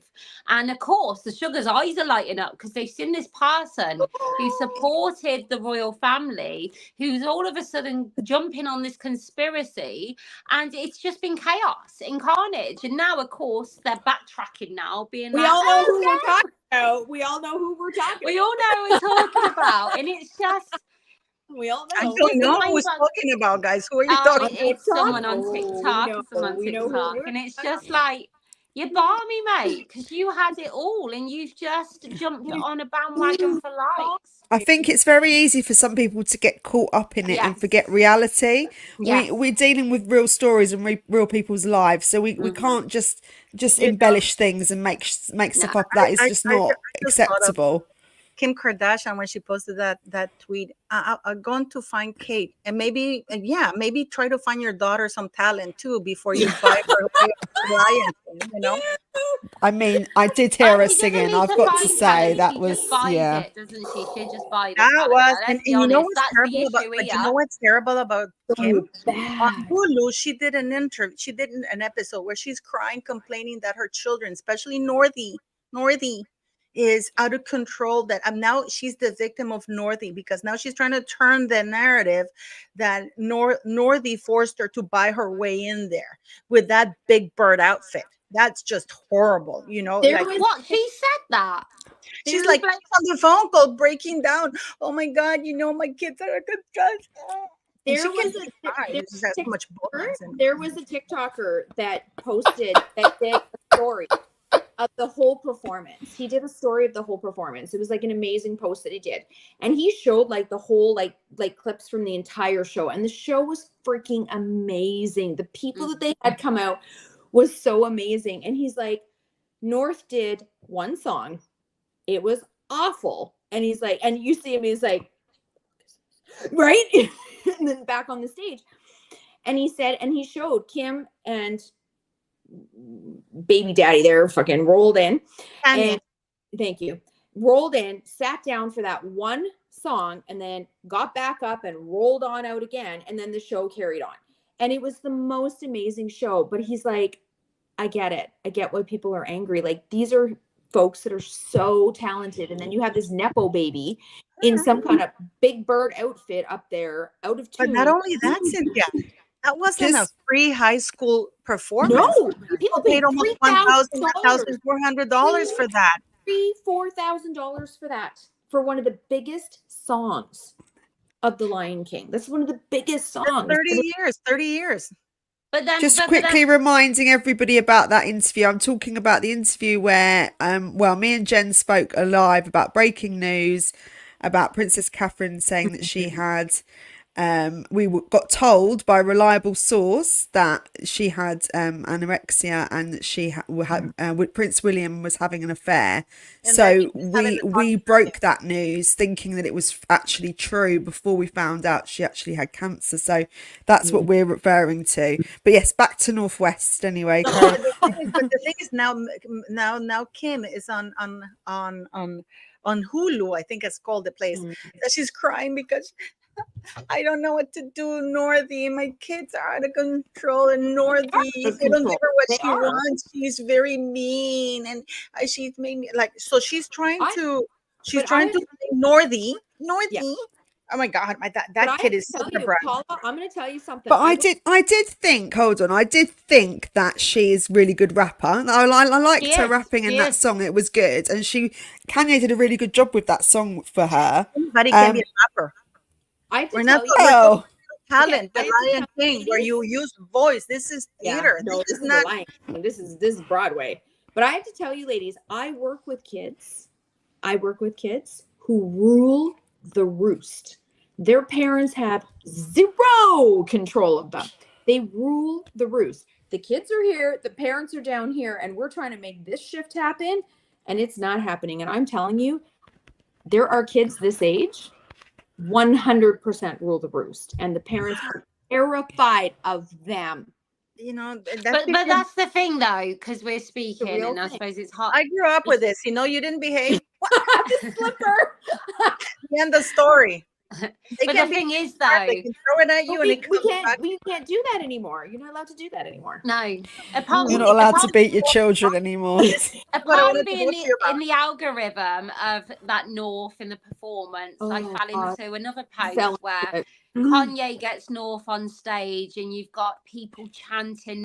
How can a child ever find a basic normal of appreciation when they're just born where they're not even touching the floor? And that's the reality you're dealing with. But you've also got parents who will use their children, sadly, because they've lost all sense of reality.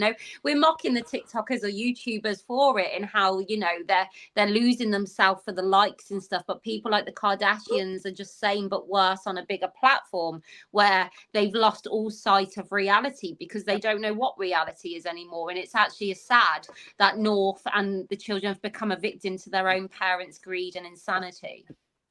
Well, this is the issue, isn't it? When kids are born into privilege, and they've got the whole world at their feet.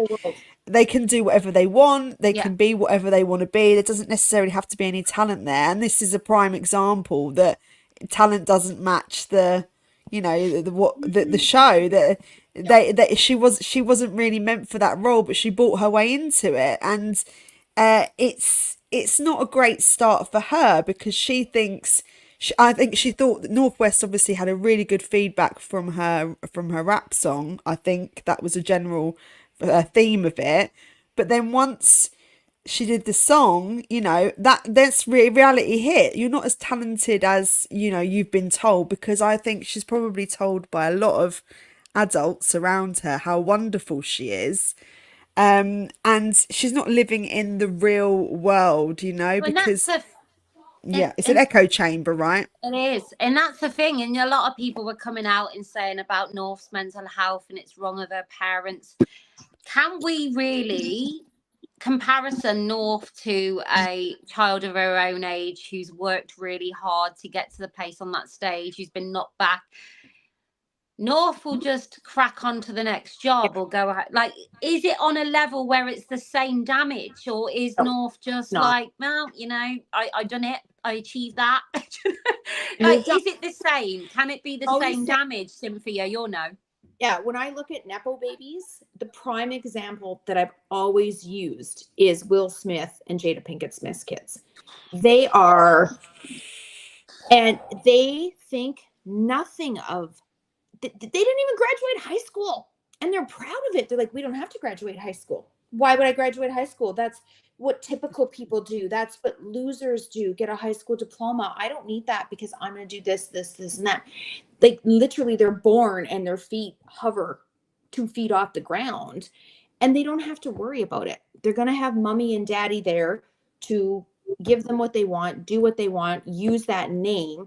And it's just, Will Smith's kids are the prime example. I use them all the time. Like, and you do, you're like, yep. Right. But And the thing is, you know, the parents, they don't do anything. You know, there's a No. lady I saw on TikTok, and she's like her son, she has a social media account, right? Mhm. And her son is literally trashing his mother because Mhm. she accused her, he accused her of abuse and all kinds, because she refused to give him $100 to go to Yeah. a party. Yeah. And I mean, he's gone on everything to trash her. I mean, I'm like, but you know what? That depends on the parents, because if from early on you teach your children discipline, respect, and stuff like that, instead of, yeah, here it is, you end up with another Meghan Markle, you know? Paula, I'm telling you, if you saw parenting and children and the offset of, we went from like the boomer parenting, I talk about this a lot, we went from the boomer parenting where everybody's like, it's hard, it's cruel, it's mean, blah, blah, blah, blah, blah, to this emotionally supportive, passive parenting. We're there now, and we're seeing the fallout from it, because we have kids that are doing that. They're like on social media, my mom didn't give me, and tackling social media on top of having to parent. Like, I did not have to raise my children with social media. Thank the stars. I am done. I can't imagine being a young parent in this age where your kid goes on social media and goes, my mom didn't give me $100 to go to a party. Like, I literally have kids in my office that are Smack the mad. shit out of him. I would smack the shit out of him, and Right? that I could fix him. literally have kids in my office. I literally have kids in my office that Jesus. are like, You know what? You don't see My that in mom- Italy. You don't see that in No, Italy. This I'm is something Italian that's very Russian. much They North call me America. Mama.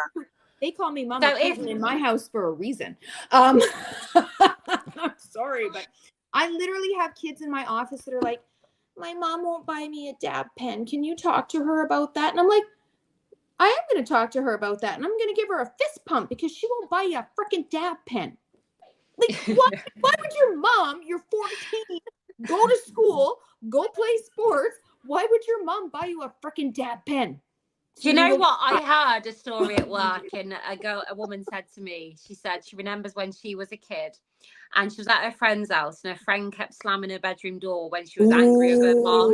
And she was there, and her mom came up with a with a screwdriver, a drill, and took the door off the hinges and slammed the door now.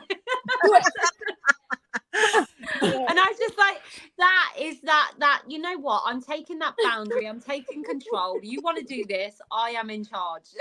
That's the way to go about it. You know, I don't think we're going to see Catherine's kids do that. I was just going to bring it back to Catherine's kids, because you look at the way they behave today in every occasion. And even Louis, you can see him playing with a curtain thing and he's getting bored and restless, but there's still levels where they don't take it there, you know? Yeah. And I don't think we're going to see Louis going on TikTok. My mom didn't give me that $100. She called, because they've even called social services on the mother. I saw the mother do everything. She said, those of you who know me by now, she goes, those of you who know me by now know who I am. You know that my son has accused me of violence, and he called social services on her, and he's put our family through everything, you know, and she was actually asking, what do parents who don't have access to social media do when their kids do that don't know how to, you know, their way around social media? So she was talking about what her son had done, because she refused to give him $100 to go buy booze. It's crazy. I see a TikTok the other day where it was a mom and dad, and the son had moved back home at 30 years of age, and he was kicking off upstairs going, what? And I'm left with a box room, and going off on one, and the mom and dad going like, you're 30 now though. And he's like, well, why she got the big room? I should have the big room. I rolled it. It sounded like Harry all over again. And it was just like, in this mom and dad are going nuts. To be honest with you, take it or leave it. But then the comments were like, I would never reject my child like that. But you know, that's Harry on Oprah. My dad cut me off this last year. How old are you, buddy? 37? And But you I told me went. that your father only cut you off at $4 million. He waved you goodbye at $4 million. My dad cut me off, and I had to live on my mom's millions. And that is why no one finds Harry attractive, because of that. It's not to sit there on a sofa and be like, my dad doesn't pay for me anymore. I mean, You're even nearly 40. Megan was like, ugh. Paula, can you clarify who they called social services on? Because I think Isabella missed it. A TikToker. I was going through TikTok, TikToker, yeah. and suddenly this lady says, "You all know me. I'm the mother of so and so. I can't remember his name." Yeah.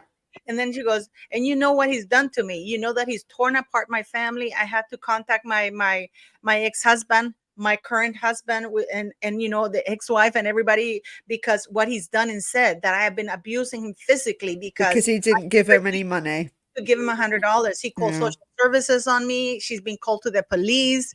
She's been taken. And then after all of that, you know, he's put the family through a lot of everything, you know. And then she's also, and then she says, and this is interesting because he has a bigger, quite a decent platform apparently. And my platform is small, but I'm still putting it out here, you know, in my TikTok went viral because she stitched her own son, and then he blocked her.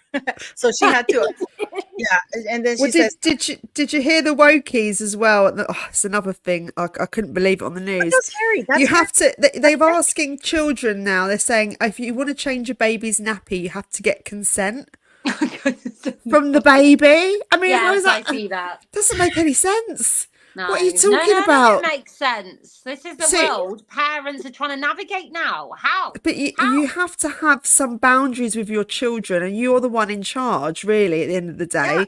And yeah, it's madness. And the thing is, you're giving more control over to a child, and then that's where they overtake the house. But you know, Victoria, this lady's saying it correctly. This is mostly a U.S. problem. You don't hear that very much in Canada. Not very much. Not like in the U.S. Or you do. I don't know but in Europe, you don't hear this. In Italy, certain countries, you don't hear it. In Russia, you don't hear it. In US, you don't hear it. But it's very normal maybe in North America. But in Mexico, you would never hear a kid diss his mom or her mom, because that would be the end of it. In Mexico or Latin America, you do not touch the mother nor their relatives. You know, there's a different culture. So this kind of phenomena is really very North American, I believe, because you don't hear it in Latin America, and in most countries in Europe, you don't hear it. You will never see this in Asia because they respect their parents. You know what I mean? So it's just the United States is so entitled. But isn't it? I was just thinking about that, and the first thing that came to my mind was Harry. That he went. He's the equivalent of this. I don't think he gave consent when they changed his nappy, and that's why he's upset. Oh my God, maybe that'd be in Spare too. No, but this is what I thought. This is the equivalent of Harry going on every social media using the biggest platform because his father refused to pay for his security, or his security was taken away. And his father, you know, my dad cut me off. You know, I had to live on my mom's millions, my mom's inheritance, you know. And Megan's like, and you know what? The facts that they come out and did that just showed actually how loved and adored they believed they were, because they thought, because of the public support, because of the people lining the streets of their wedding, that the people would just step in, believe them, because it's Harry, it's the little boy who we watch. The fact they've done that just goes against everything they speak, because they genuinely thought the public would just buy into everything because they adored them. As a woman, as we are strong women. You got 4 strong ass women here. If my husband is sitting on the couch of Oprah bitching that his dad cut him off with $3 million and we had to live on my mom's $35 million inheritance, I'd be like, see this? You'll never see this again. I mean, he's completely emasculated. I never see Prince William doing that. You know, that's a man's man. You know, man, that man really. Did you see this uniform? Did you see him on horse today? I was like, Paula. Oh my God, gorgeous. They're so in love, you know. And you think that's royalty. You watch that balcony, and then Meghan released dog biscuits. And you know what, Paul? Carry on, Cynthia. So you can say as women, like we're modern women, we cut a paycheck, we go to university, we have jobs, we have good paying jobs. I would say all four of us on right now, we've done well. We could be independent women. However, there are times that I want my husband. He didn't open a door for me the other day. He opened the door and walked Shock through. him. Like, what? Absolutely shock What him. was that? What was that? And he's like, oh shit. And he like opened the door. I'm like, there we go. But once in a while, my husband actually, I was mouthing off at my husband the other day, shocking. And he looked at me and he went, that's enough of that. And I'm like, yes, dear. Yeah, you know, my son is 23. My son is 23. No, but my son is 23, and you know, I've taught him all, and he's scared of me, but he respects me. I don't want to say he's scared of me, but you know, like, but he's the kind of boy, he's the kind of young man that, you know, for example, when we walk to the supermarket and I have like bags, he carries most of them, unless of course he can't carry any more than I have one. But he comes and we get to the gate, he opens the gate and he puts the bags on, opens the gate, opens the door, and I say, Hendrik, I can't do it. And he goes, no. He's like, I'm gonna do it, you know, because I raised him like that. And you know, he's that kind of young man. And I don't know when suddenly being a gentleman became a dirty word. I think it's a bit difficult because what we're trying to do is, us as women, we're trying to fight for our independence and our feminism and our rights. But what we might be doing in the same breath is taking a bit of that masculinity away slightly from absolutely. And as some mothers out. to sons, Yeah, it's a hard balance to get because I like to be who I am. But I also want that, like you said before, Paula, that alpha male kind of protection there too. And you have to raise your son, like you say, in a certain way. You do respect your elders with all your children. You respect your elders. You respect women. You don't hit women. You don't hurt women. But we need to raise our daughters the same way. They can't go around and do whatever that they like to somebody and get away with it. You know, it works both ways, doesn't it? And it's a typical case of Harry and Meghan, where she's doing whatever she likes, and because she's a woman, it's more acceptable. But she's, you know, if a man was doing it, he wouldn't get away with it. and do you know what? Amal Ray said it has been hijacked by feminists, and I will agree, but I will disagree and say no, it's been hijacked by toxic feminism. Yes. Thank you. There are feminists out there that stand for being a woman, and they know who they are and what they want to bring, and they embrace being a mom, embrace being a wife, but they want time for them as women too. You've got people like Meghan Markle and Amber Heards of this world who just want to speak about everything to create this own narrative and place it out there that all men are bad. And that's why I suppose I speak out the Johnny Depp. You know why I'm here. And it's just, you know, I'm a mom to a son.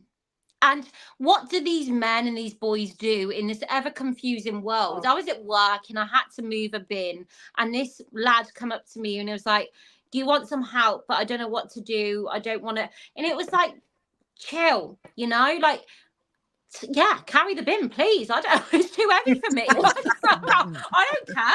Like, I can. I'm certainly not going to get offended if a man opens the door. No. But some women do. They get offended by it, and it's. I think we take.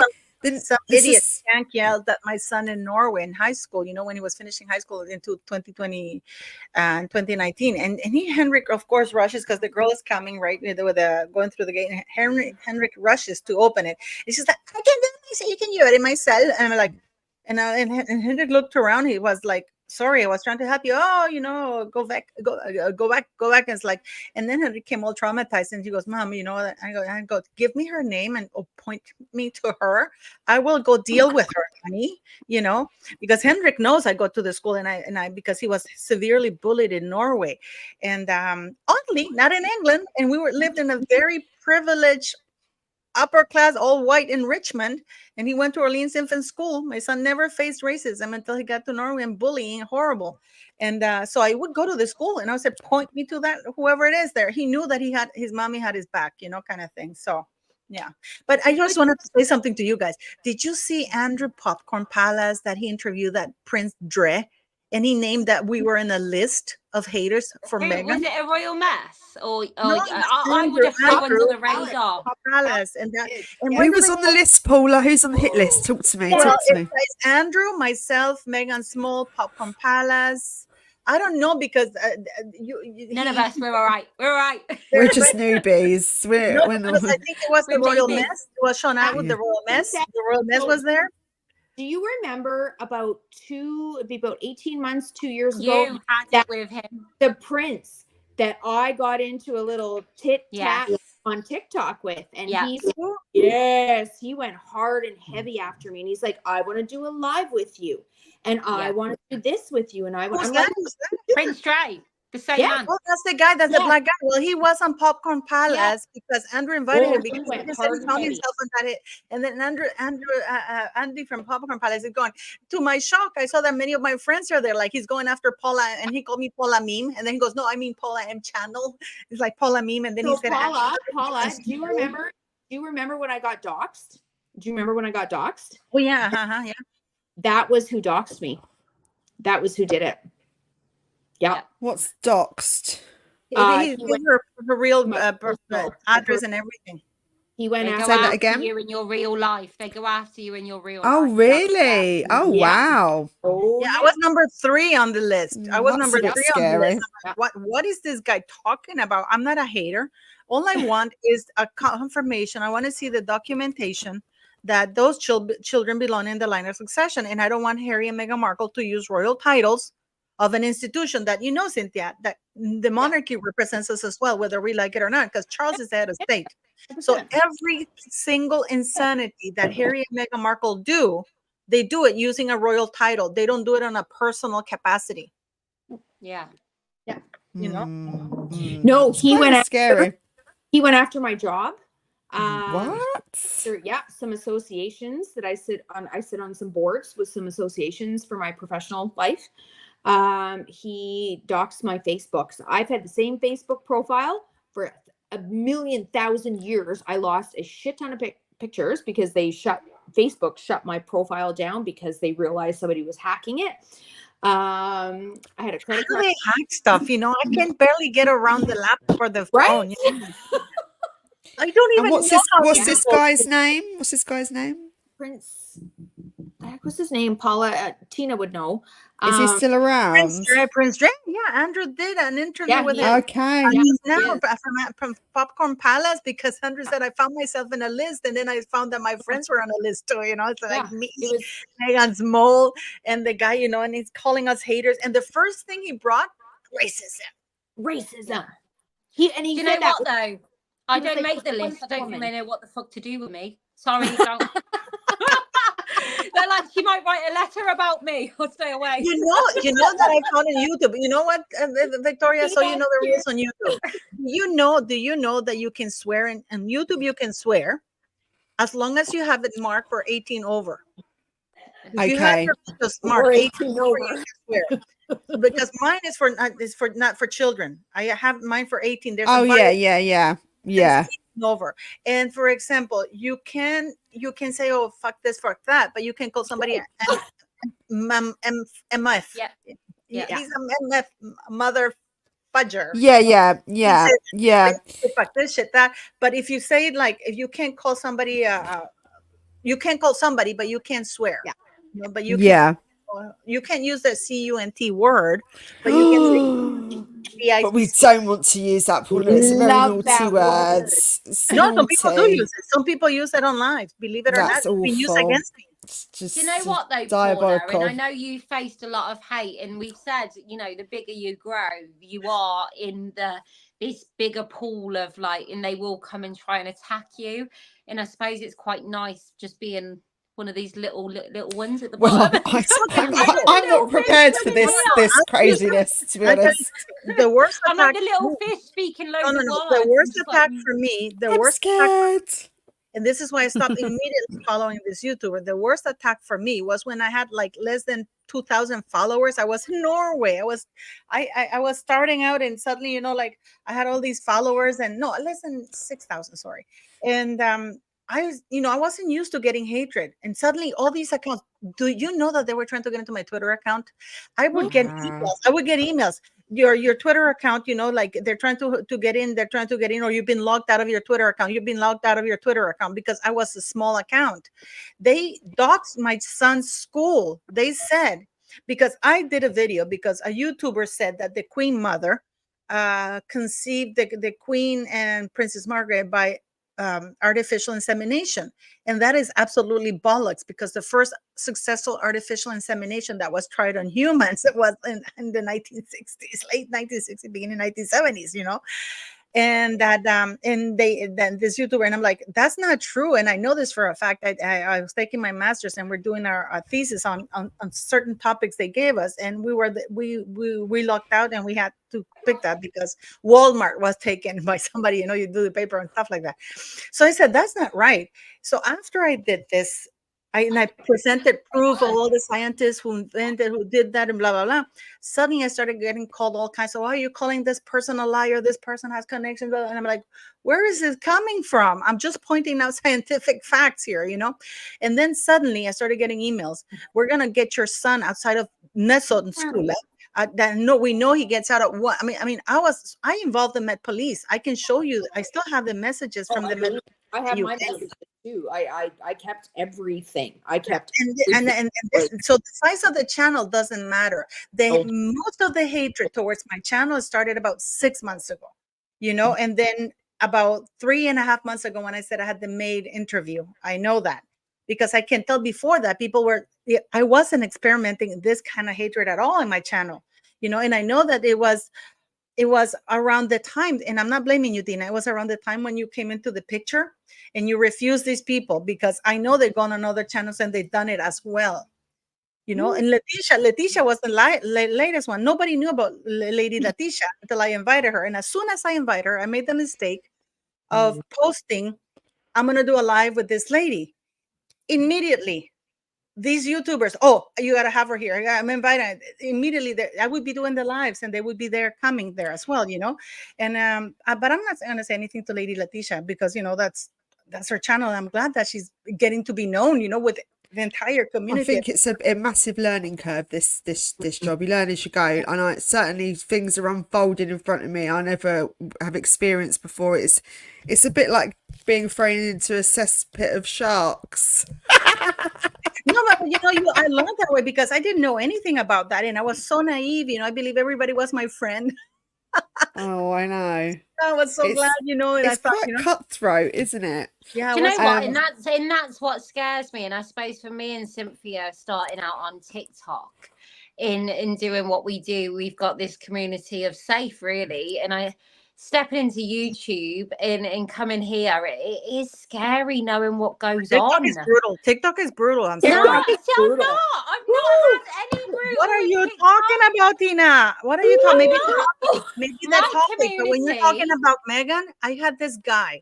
I schooled this guy. This one guy came after me.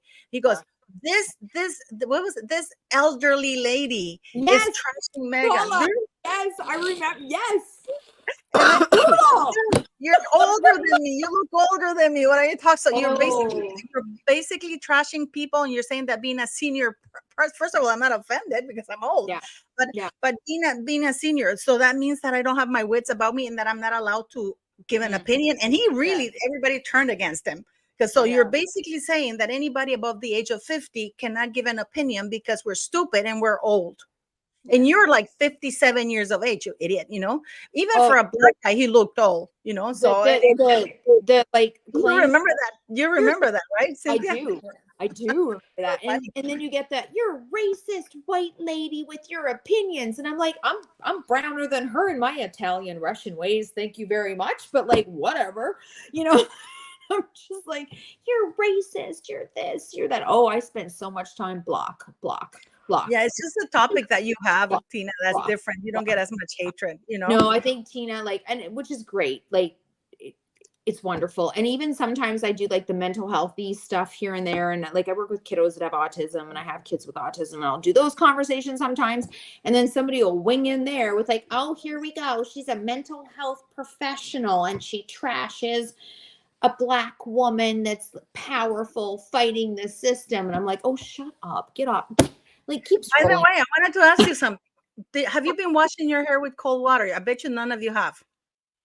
I used to do that anyway, and I used to Yeah. have the ice bucket baths as well. And But I in the go 8 summer though, days. it's a bit too cold in the winter. But that's And- really good for you, isn't it? Yeah. When you put And, on, you have yeah, the and I'm gonna tell you another thing. When you buy toothpaste, Mm. you guys know that at the end of the toothpaste, you know, you have where you open it at the end where it's shut. There's like a little line. Sometimes it changes in colors, right? yeah. Try to buy the one with the green color because that's the most natural. If you buy red or black, it's pure chemicals and that's not good for your teeth. So when you buy your toothpaste, check the bottom on the back. It has a little line in the middle. And depending on the color, that'll tell you how healthy it is for your teeth. So Paula, do you know what's really funny? I What? love tea tree oil. I use tea tree oil for everything. My kids, I remember them growing up and they're like, our mom doesn't take us to the hospital. She puts tea tree oil in our ears when they hurt. Oh. I got a Well, cut. tea tree oil is good for cold sores. So if you mix it with, I what do use you olive mix it oil. with? As Like, olive yeah, oil is a base oil. Yeah, you have to have a base oil. yeah. Yep, you do. And my kids are like, I got a cut. And the kids are like, what's that smell? And they're like, tea tree oil. But also drink, I bet you none of you are taking the olive oil shot. I haven't started that yet, to be honest. I do beetroot, and I do aloe vera juice. And I have a whole thing, man. I have the weirdest household. My husband's like, "What are you drinking today?" Like, shall we do a podcast sharing our health tips? Because I think we've got loads to talk about, because I'm really into essential oils. I'm really into skincare. I've got some great skin tips if anyone wants to hear Do you know about what? them. I feel really But they might be shamed for for you another lot. late. I feel really shamed because I literally do nothing. For me, You just wake up and look fabulous, Tina. You don't have to do anything. It's the kind of women we talked about you this, just see Tina. Tina waking up looking all gorgeous. I just want to smack her, put a pillow over her face. No. If I ever have a sleepover and you wake up looking like this, I will literally put a pillow over her face. I swear to God, I will fucking be jumping on you just like, bitch. No, I don't even drink enough water. I really need to. Shocking. I will. Beware. So you better wake up ugly. That's all I'm saying to come around you. We've talked about this, Tina. I am like, there's more Botox and filler. Are you kidding me? I have an injectionist. Jesus, man. 49 years old. Hello. You know what is so funny? literally- You know what is so funny? I Now have we're a talking about wash. chemicals. Pardon? Sorry. I have a wash. Sorry, go. and that's You have a wash. I have a What is- wash. I'm a basic. I just ain't got time in my life. Do you know what? I literally had boobs for a few months, and I was a teen mom, and then I was a mom, and life just got busy, and I just never really stopped to go.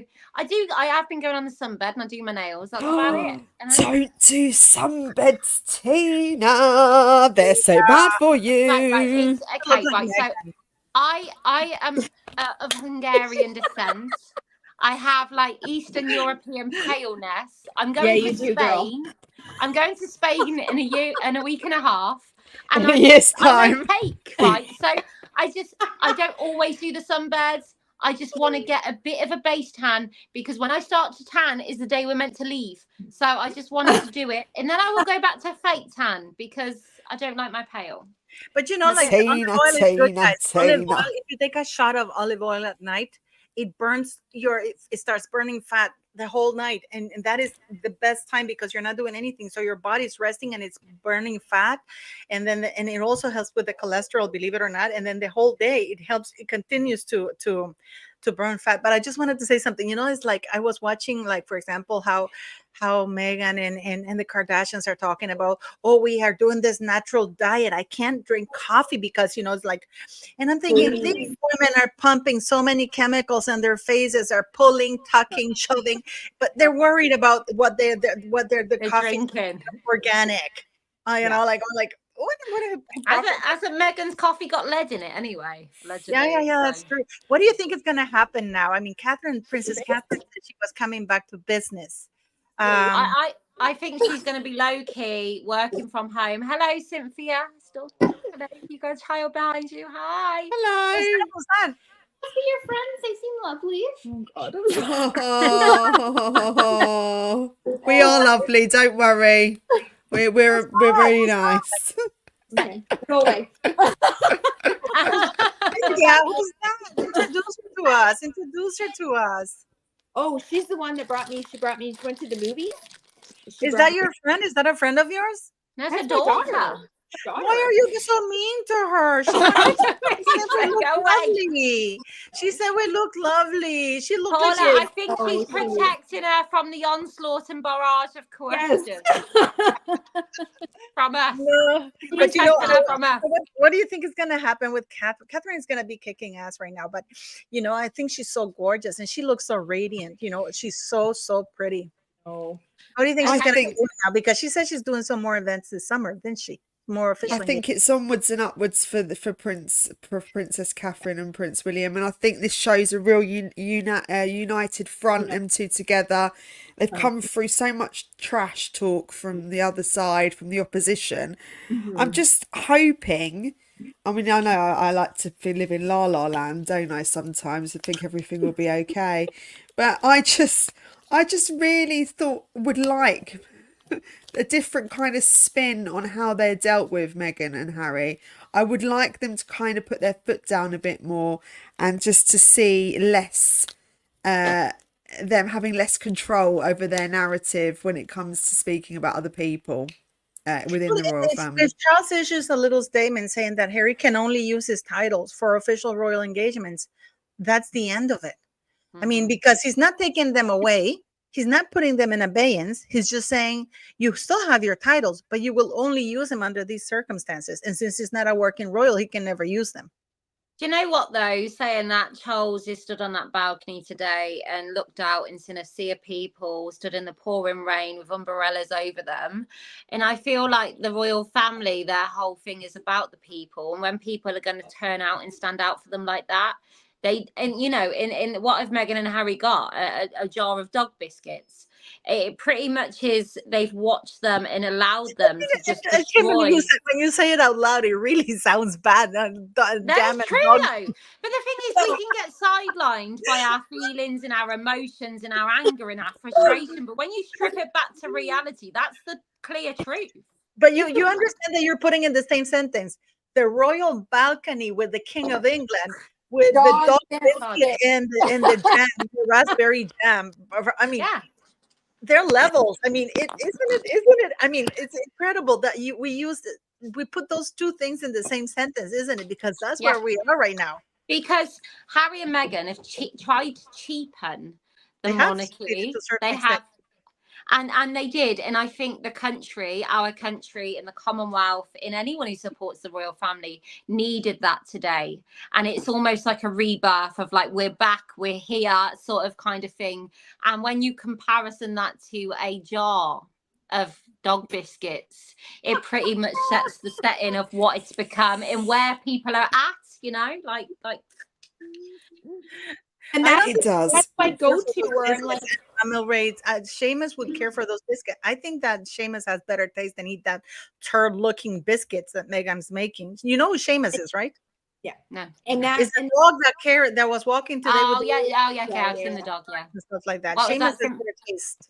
And that goes back to I feel like everybody is like, you know what? Let them do what they want to do, because at the end of the day, they're just walking along the pavement and boom, face down.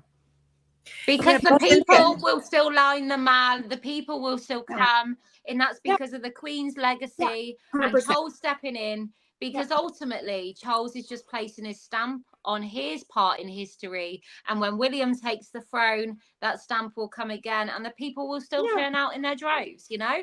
So Harry and Meghan can try and chip away, but at a certain point there's still the 6 or 7 people on the internet who believe Harry and Meghan. They're still out there, you know, they're still out there, but there's still governments that are willing to invite them, and they're going to end up causing a major incident, because if anything happens to those idiots while they're away on those faux tours, this is like believe it or not, the Yeah, royal no, I family hear is you. gonna be blamed because they're going to say, well, if they weren't royals, why didn't you do something about Yeah. it? Paula, you're You've right. got a point there, and no one can argue God. that, you know? You do. So Whereas, this and somebody asked in the chat, but if the king says that they can use them, they still use them anyways. They can't, because you see, those royal titles are a royal prerogative. So if the king says, or the monarch says, then the monarch determines all styles and royal dignities. So if a monarch says you cannot use, and puts it in writing, not just blah blah blah blah blah. If a monarch puts a letters patent and says royal titles are only to be used for working royals, or that could be in for working royals, for royal official engagements, and Harry tries to use it, he won't be able to use it, because then he can be sued by the government, because it's like only the monarch can do that. And that's basically, that's like what's it called, guys, copyright or something like that, that they use. Like, for example, if you try to use Beckham, the name Beckham is right now suing for $1 billion, somebody like that. And the royal prerogative, or the, like, it's like what's it, a royal warrant. It's like if somebody tries to use claims that they have a royal warrant and are using a royal warrant when it wasn't really warranted, that is illegal. So, for example, if Charles issues a letters patent, that is law. Yeah. That is law. The 1917 letters patent by George V, it's law. This is why Meghan Markle was bitching about it. Like, it's because it is law. So if the monarch writes a letters patent in regards to titles, it is law. But you know what? I just think right now, I see a headline or on the news article saying that the royal family look tight. They're keeping themselves locked in right now, and I feel like they're doing that to focus on the healing of Charles, Catherine. They don't need any more added drama. They don't need to stir the pot right now because they fear the backlash. And I suppose they've got to look at the damage. If they were to come out and do that, they're opening themselves up to Harry and Meghan coming out and doing more. Where currently they can sit tight and let them just damage themselves until they're ready and But it's healthy. not themselves that they're damaging, Tina, because it's not Harry and Meghan Markle. It is the Duke and Duchess of Sussex. So whatever damage I understand that, but monarchy. And not only that, backlash. Even the United States people have asked him, many interviewers, why are you still using the titles?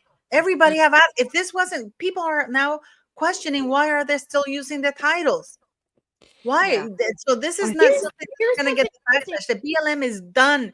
The Me Too movement is fucked. I mean, everything is gone to shit. So here's even what's interesting. a letter saying that only working royals can use the titles, people will say that makes sense. I'll tell you something interesting. So I went on High Guard and I have this beautiful little detailed enamel box. You've all seen, I unboxed it. And it's this really cute, nice. I put my rings in it now, like my wedding bands when I do wear them. In there now, it's this beautiful box. My husband, he sang God Save the Queen. He now sings God Save the King. That was a weird thing the other day. We were at something and they did it, but it was like different. Like, it was weird. We actually caught ourselves. We're like, Queen, King. Okay. Because we're both ex-military here in Canada and stuff like that. Yeah. Now, my husband is not a royalist. He's not, he chuckles at me with this stuff. He, whatever. But my little box is like, that's really pretty. What is that for? And I'm like, oh, that was the Queen's Jubilee. And he's like, oh, you know what? Queen Elizabeth, she was a cool old lady. She was. And you know what? She looks like my nan. She looks just like my nan. It's weird. That's coming from an Albertan farmer's kid thing. And he's like, she was a cool old lady, wasn't she? Yeah. And I'm like, yes, babe, she was. I said, you know what? I was invited to go on a real mess to watch it live today. And I had the trooping on the TV in the kitchen. And then I was looking in the living room. My husband had it on. Then he sort of said to me, do you know what? I know how much it means to you. We can watch it together. And so it's like Matthew C's lot. And I was just like, I'm gonna watch it with my husband because he's just gone out of his way to sort of say. I saw your And like, we were sat there for a bit and we had a bit of a conversation because my husband would call Charles, not the Queen.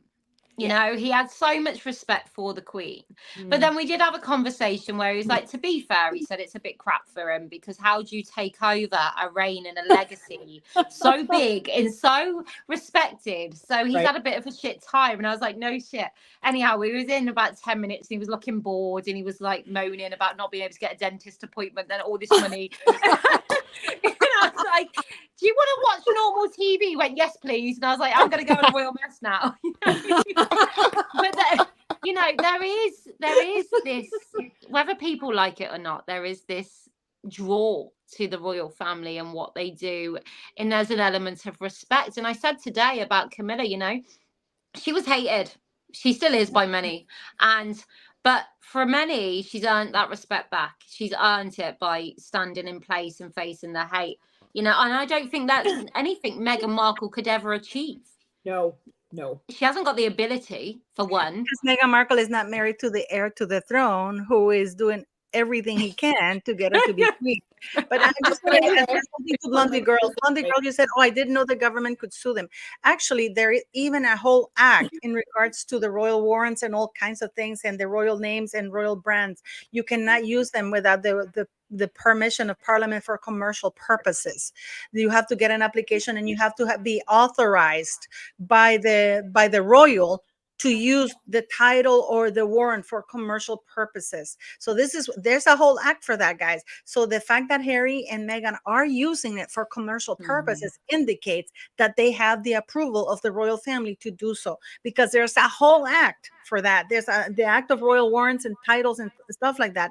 You cannot use it. For example, if I try to use the king's title or call myself the Duchess of Sussex or something like that, Meghan can sue me because I am using a royal title that is from the royal family. If I use their coat of arms and stuff like that without their permission, they can sue me. So the fact that, because the royal titles, all royal titles belong to the monarchy can always get it back, you know. So if Harry and Meghan are using the titles and they're not being sued or told not to, is because they have the permission, to the point that Sussex.com is even endorsed in the monarchy's official government website. They're directing people to their commercial website, which is unheard of, guys, by the way, you know.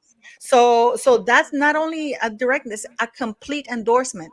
So all the commercial deals that Harry and Meghan are doing, not as Rachel Meghan Markle, but as the Duke and Duchess of Sussex, you know, that is with the approval of the monarchy. Because there's a whole act for that. There's a whole act, and I'm going to do a video about that if you guys want, because the act is there. You cannot do that. It's illegal. And anybody can do that. Anybody can go after you. Like if I use, for example, the Charles warrant, and I try to print a shirt and sell the shirts like that to make money. I can't do it. It's illegal. They will come after me unless I have their approval. So even if the coat of arms was drawn for Meghan Markle, for the Duchess of Sussex, that's still a coat of arms that belongs to the monarchy, the British monarchy. You know? Do you think, though, Paula, it's like a little bit of the, you know, to be devil's advocate here, do you think it's a little bit of like new territory for the royal family? We've got these absolutely. They already have that. With the problem that we have is that we don't have internet back then. But the Duke of Windsor was doing a lot of commercial deals. And do you think it's a little bit of like, let them flop? They're gonna flop. I do think they're letting them play out their roles at the moment, because they're making a lot of mistakes. Forget the commercial part. The invasion in politics is not good. Meghan Markle writing to Congress as the Duchess of Sussex. Oh my God. Harry getting involved in politics in the U.S. But the reality is, she's a laughing stock. You know, like calling senators as the Duchess of Sussex.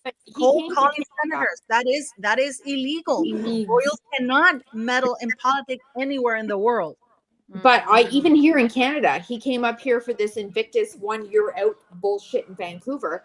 And he's like, I'm going to help you fix the Indigenous problem. And I'm like, that's a 200-year problem.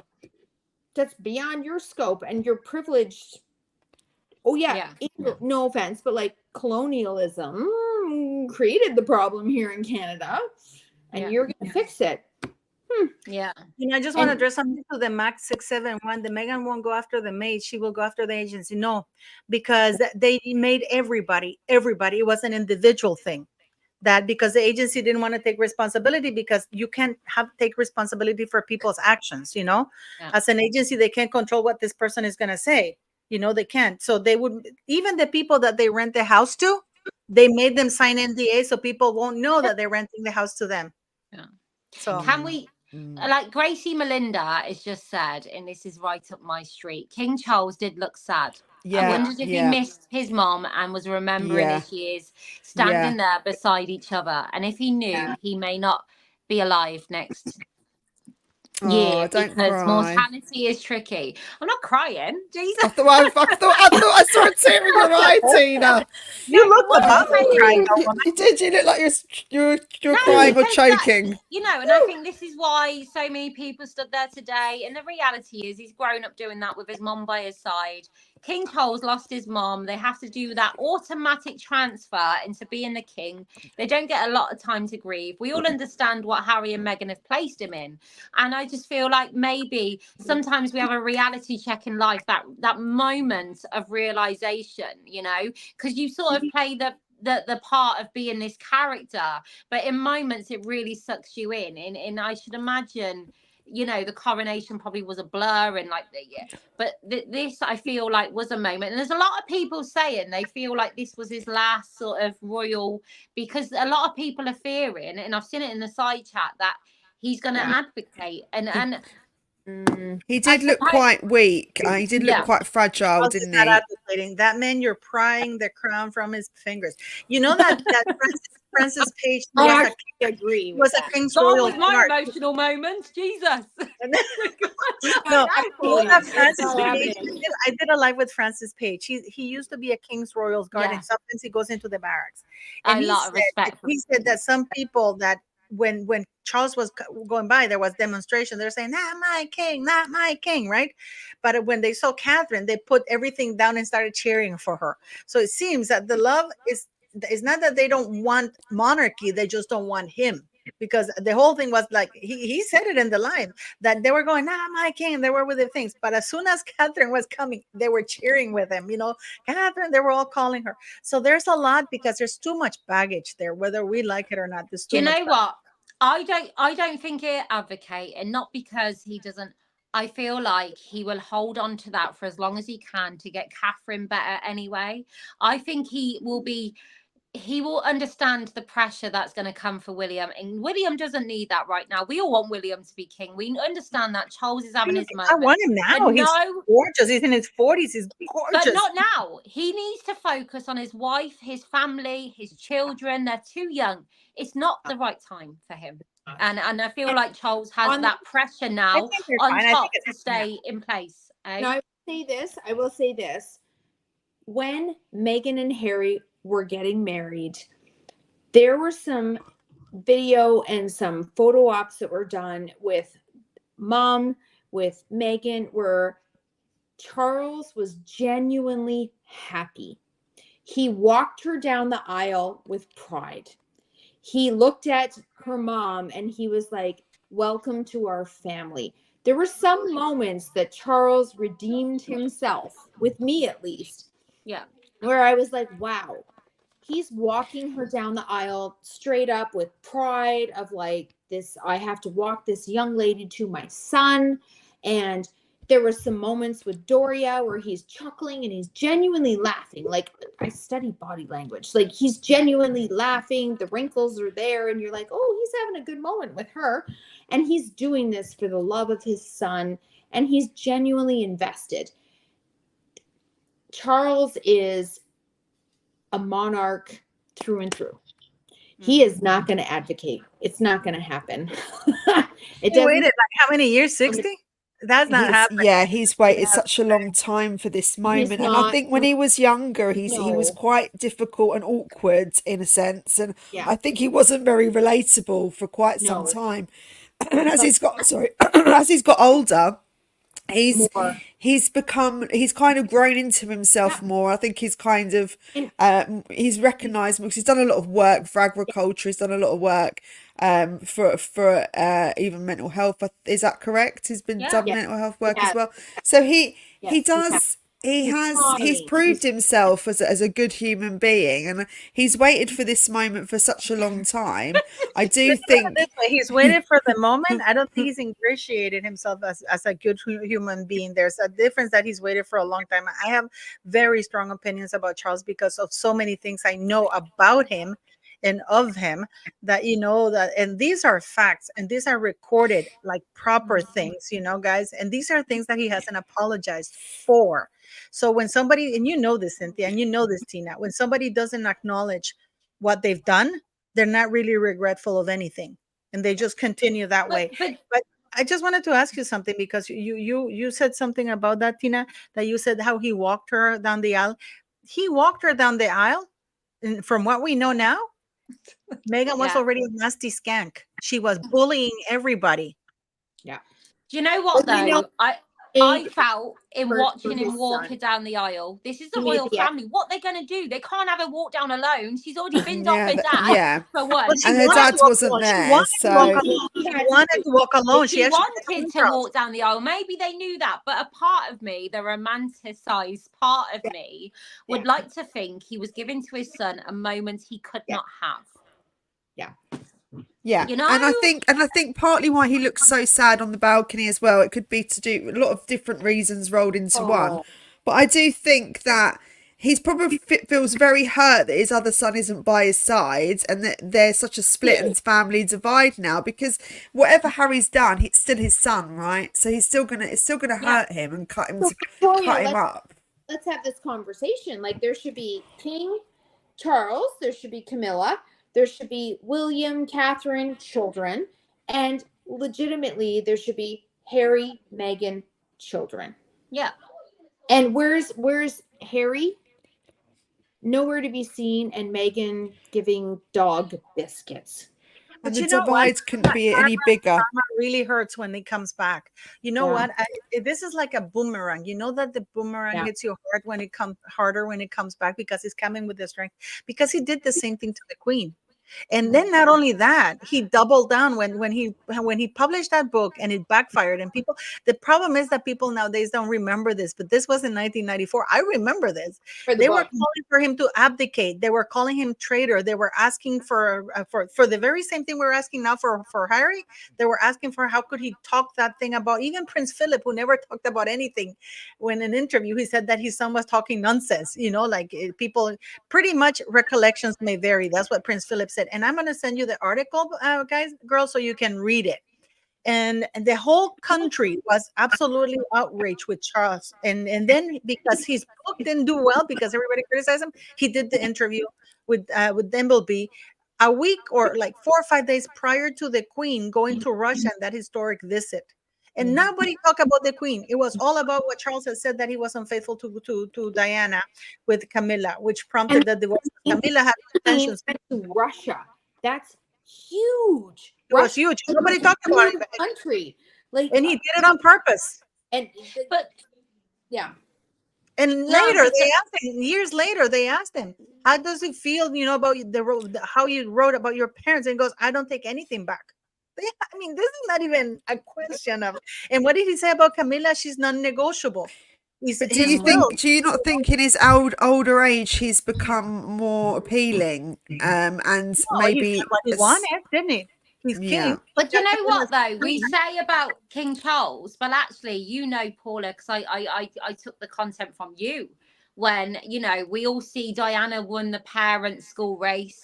But that day King Charles did, but that never made the front pages. I know. I am a dad. I've never said he was a bad father. I've never said he was a bad father. No. What I'm saying is the media wanted to place Diana on this pedestal, and they wanted us to hate Charles because of what he did. So maybe, we heard Harry go, and the media hated me. Maybe the same narrative was placed over Charles, and maybe today actually we see him step out and where he's being embraced, where he's able to actually show him, because there's probably been a fear this whole time. And maybe he did go down bad avenues in that anger and frustration, and we watched Harry do today. But I don't know. It's just he's my king, and he's a man who I've watched lose his parents, who's run straight into being the king, and no person, a human being, deserves what I've watched him face over the last few years. Yeah, Any I of that think, family. yeah, Neither did the Queen, because you know when when Charles wrote that book, the Queen was going through a tough time in 1994. She had just gone over the 1992 thing. The monarchy was at its all-time low. This is why everybody was calling him a traitor, because what he wrote in that book. I urge you to read that book, the authorized autobiography by Dimbleby. It was as nasty. You think nasty? You think Harry is nasty? what's it called again? I'm going to look it up. It was the authorized biography by Dimbleby in 1994 of Charles. He went after everybody. He trashed the monarchy. He trashed Prince Philip. He trashed his mother. So it's come back to bite him in the ass with that Oh yeah, and thing because from Harry, then from Victoria, Spare. I And remember who knows, one day Archie and Lilibet may write a book. Oh my I'm God. sure it'll be worse. I can't wait for that book. I hope I'm alive for when that book comes out. That generational trauma, You'll still be alive, Paula. Don't worry. You're not unless you get assassinated. I'll be here, like speaking No, about Archie and Lilibet. you know why the monarchy wasn't such a very the monarchy was so stupid, because this was if I remember correctly, that was the Windsor fire, and everybody had a very bad sentiment against the Queen, because they said, oh, we're not going to use the taxes to repair the Windsor Castle. You're going to see how you do it. Everybody was against the monarch. That's when they came and they said that they came up with the thing that the monarch was going to pay voluntary taxes, and the Queen was like, it was for the first time that the entire nation turned against the Queen when Windsor fire, and destroyed everything. And this is why they started charging for the tickets at Buckingham Palace to raise funds for that. So there's always Charles did that book because the Queen was putting her foot down with Camilla. And she said, I don't like the way you're treating Diana, because whether you like it or not, she's the mother of your children. Because it was confirmed that Charles was gaslighting the press and saying that Diana was insane and all these things, when Diana said he's dating Miss Parker Bowles. And then when he came out that he was dating Miss Parker Bowles, when he admitted it, they go, well, what was all that gaslighting, saying that Diana was insane, that it was her eating disorder that was causing her to make those things up? So it was a really horrible thing. So the thing is, then you reap what you sow, and he did it, and Harry's now done it to him. So maybe in that moment, he's actually that realization of shit. I caused this for my mom. I did this to my mom. Yeah, the maybe thing is, he's for got me, regret. obviously, I'm here today, and I'm experiencing the philosophy. And he never apologized. They asked him years later. They asked him before he married Camilla, and he said that he didn't take not one word back, in spite of the thing is, I wasn't, I was young when that came out. I'm not aware of that. I need to look into that. But I can only pan my reactions on what I'm seeing today. And I suppose that's progression and, different stages, like you, Paul, your experience. You've got more of a wealth of knowledge and feeling about Charles based on that. All I've seen is since stepping out and seeing him take the reins. I'm here today. And, so, yeah, I suppose if people were constantly, I don't know. I'm drunk. The Queen could act. I don't know what I'm going on about. This is the thing with Charles. This is what Harry and Meghan have over Charles. This is what they think, that Harry and Meghan are blackmailing Charles. No. What they have over Charles is that everything that they did or they're doing, he's done it to his mother. It's just that he was lucky. But maybe he does feel regret. No, Victoria. They asked him in 2005, before he married Camilla, if he regretted the 1994 book. He said he didn't take one word back. Right, okay then. So Charles did it. Harry's did it. We all understand, right? Well, we can't understand. We can't understand what it's been like for Catherine stepping out of that car today, knowing the whole world by the end of the day have seen you. We can't understand what it would be like to be Harry, to be William. We could never relate to that. And maybe there will be some kind of damage mentally going along with being born into a role that you didn't ask for. We see that, history's repeating itself. No. Wait a minute, Cynthia. Wait a minute, Cynthia. They are not forced to stay that. Those roles, people think that they're chained to a place and that they have to take, and if they don't go to that, but then morally, but if they don't want it, nobody's gonna look at them. If they don't want it, nobody's gonna look at it. Your first but then morally 0 to 5 years. So how you're raised, brain development, how you're raised in those first 0 to 5 years. Catherine speaks about this. How you're raised and taught and told is going to move you forward to understand what your place in life is. Now, Paula, you're an exception. I'm an exception. T is an exception. I've had a lot of wine. Victoria is an exception. Where there's those weird exceptions where we like have a point. For me, it was in a closet. Mom, dad doing their thing. I'm 7 years old. And I'm like, fuck, this is not my life. Not doing this when I grow up, right? There's those exceptions. That's an There's a problem with that that's, theory. that's There's a a problem with that theory. 0.1%. That's a 0.1%. No, And then you have somebody who is raised, I was raised shit poor. So it's like, not doing this, gonna move myself up in the line of like, not doing it. These are folks who are raised so much. yeah, but at the end of the day, they like the privilege. It's not that they're forced to, because they're all fight to be. They're all fight to be king. Privilege. They like the privilege. They like the black credit card that they can go tap, tap, tap, tap, tap. Exactly. So it's not that they don't want the life. They don't want. It's not that they don't want the life. Do you think that Harry's angry because you know what Harry's anger? I believe it comes from because he's not allowed to keep the privileges. That's it. That is true.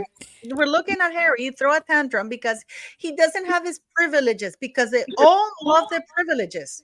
They all do. They do. 100%.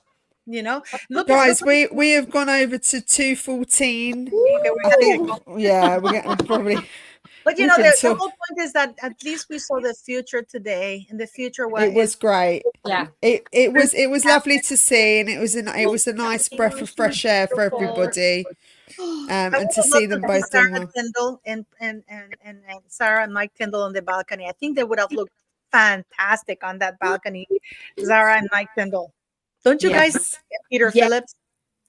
Yes. Well, you never know. Harry and Meghan might be there next year, so you never know. They might be around. Don't even say that. Do you know what? I don't think the people would turn up in their droves if that were the case. That I really do believe that. Maybe I feel like, you know, the British people would like the royal family to heal their rift behind the scenes, but no longer with those two in front of the scene. You know, I feel like it's done for us and I feel like that would be the downfall of the monarchy slowly but surely. You know, and you know what, we can go on about the past and stuff, but we can only focus on the today. And for me, as a British citizen, I want a monarchy in place. I want them in situ, you know. Too. But I want a decent monarchy. Decent monarchy. You know, do you know what? They've always been the same. You've even said it yourself. This went on years ago with Charles, but they're still here. They're still fighting strong, and that's what it is, you know. And you see the sea of people with umbrellas and the pouring down rain, and that they bring a spirit. They bring a belief in them, you know. Yeah, you know what? I don't believe Harry's gripe about. I will give him this. I don't believe Charles nasty that Harry saying, "Oh, my father didn't take me on bike race." That's bullshit. With that, we know that. Well, we saw pictures and film of them on a bike. Harry kind of forgot that he was a part of a Truman Show. Yeah, and not only that, he was having too much of a good time, and they didn't even want to spend vacations with Princess Diana when she died because they were having so much of a good time in Balmoral, you know. And they had the home videos of them running and playing football, and Charles and Kilt running around. Yeah, so he was a decent father in private, you know. He was nice. I even sent you that picture. Tina, please give me that. I sent you that picture. And this is the thing, right? And this is the thing. I'm going to go back to Paula. She brings her opinions, but she also has balance, and she will share the pictures of the Charles doing the sports day race. She will share the videos of Charles chasing after his children and playing games. And this is what you get. You get her honest opinion, but you also get her bringing a balance of, you know, the reality of what Charles is. As a father. I don't agree that he was demonized as a father. No. That is absolute crap. I do believe, of course, people wanted to take pictures more of Diana, but I know that he ran in that race, and he used to run in the races. It's just nobody cared to take the picture. So when I found that picture, I sent it to you, and there are videos. I will send you the videos, Tina, so you can do videos about that. Charles, you know what, Paula, though? I put that video out in that picture of the sports day race, and people were like, wow, I've never seen that. I never knew he did that. And that was you who created that understanding. He was a good dad. He did a lot with them when he saw them. You know, they were always doing different activities. Especially when Diana died, he took on that role a bit more strongly. He did. But even in Harry's book, he bangs on about how his dad sat at the end of his bed, how his dad sat down, looked at his plate and was like, I failed, you know? Yes. And Paula, like, as a fellow Canadian, me and Paula have had many side conversations about we're proud Canadians. Paula, Canadians, we're proud. We're proud. We are. And Paula is a proud Canadian. I've always respected Paula. No, but but it's okay to disagree. You know, it's okay to disagree. You know, like it's okay. You know, like I talk to kids and I talk to people like you, Tina. You don't have that concept of 1994. I do because I'm much older than you are. You know, and that's how we learn and grow. You know, so I take from you. Yes. I need to read this book. Go and read the book. Read the book. Watch the whole interview because he did that. He did it like 4 or 5 days before the Queen went on that massive historical visit to Russia.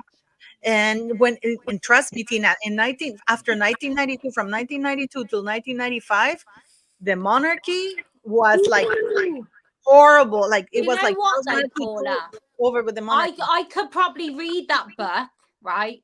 But I won't feel it like I feel the pain of today because I'm not watching it real time. And that's the difference in time, you know? Like you were a part of that, just like my mom was a part of Camilla and Diana and Charles. I can look at that and take a back step because I wasn't in situ. You know, I wasn't in the moment where I am right now. And I watch a family being abused on the main stage and I feel that and I react to that. And probably, no doubt, in 30 years' time, I'm still going to carry the same amount of hate for Meghan Markle, and my children will be like, "Oh, she's fine. Like we forgive her," you know. And I'm gonna suffer that as well, you know. It's a time, isn't it? That it don't stop, and that's the saddest thing with all this. Because with a cancer diagnosis for 2 people within that family, you would like to think that 2 people would act better and behave and stop the hate from their own like little fucking scummy people. No, 100%. I do think that like you said, it's not in real time. So, and I do feel like everyone grows as a human being. We're all allowed to change our minds. You know, that's what we've got minds for, right?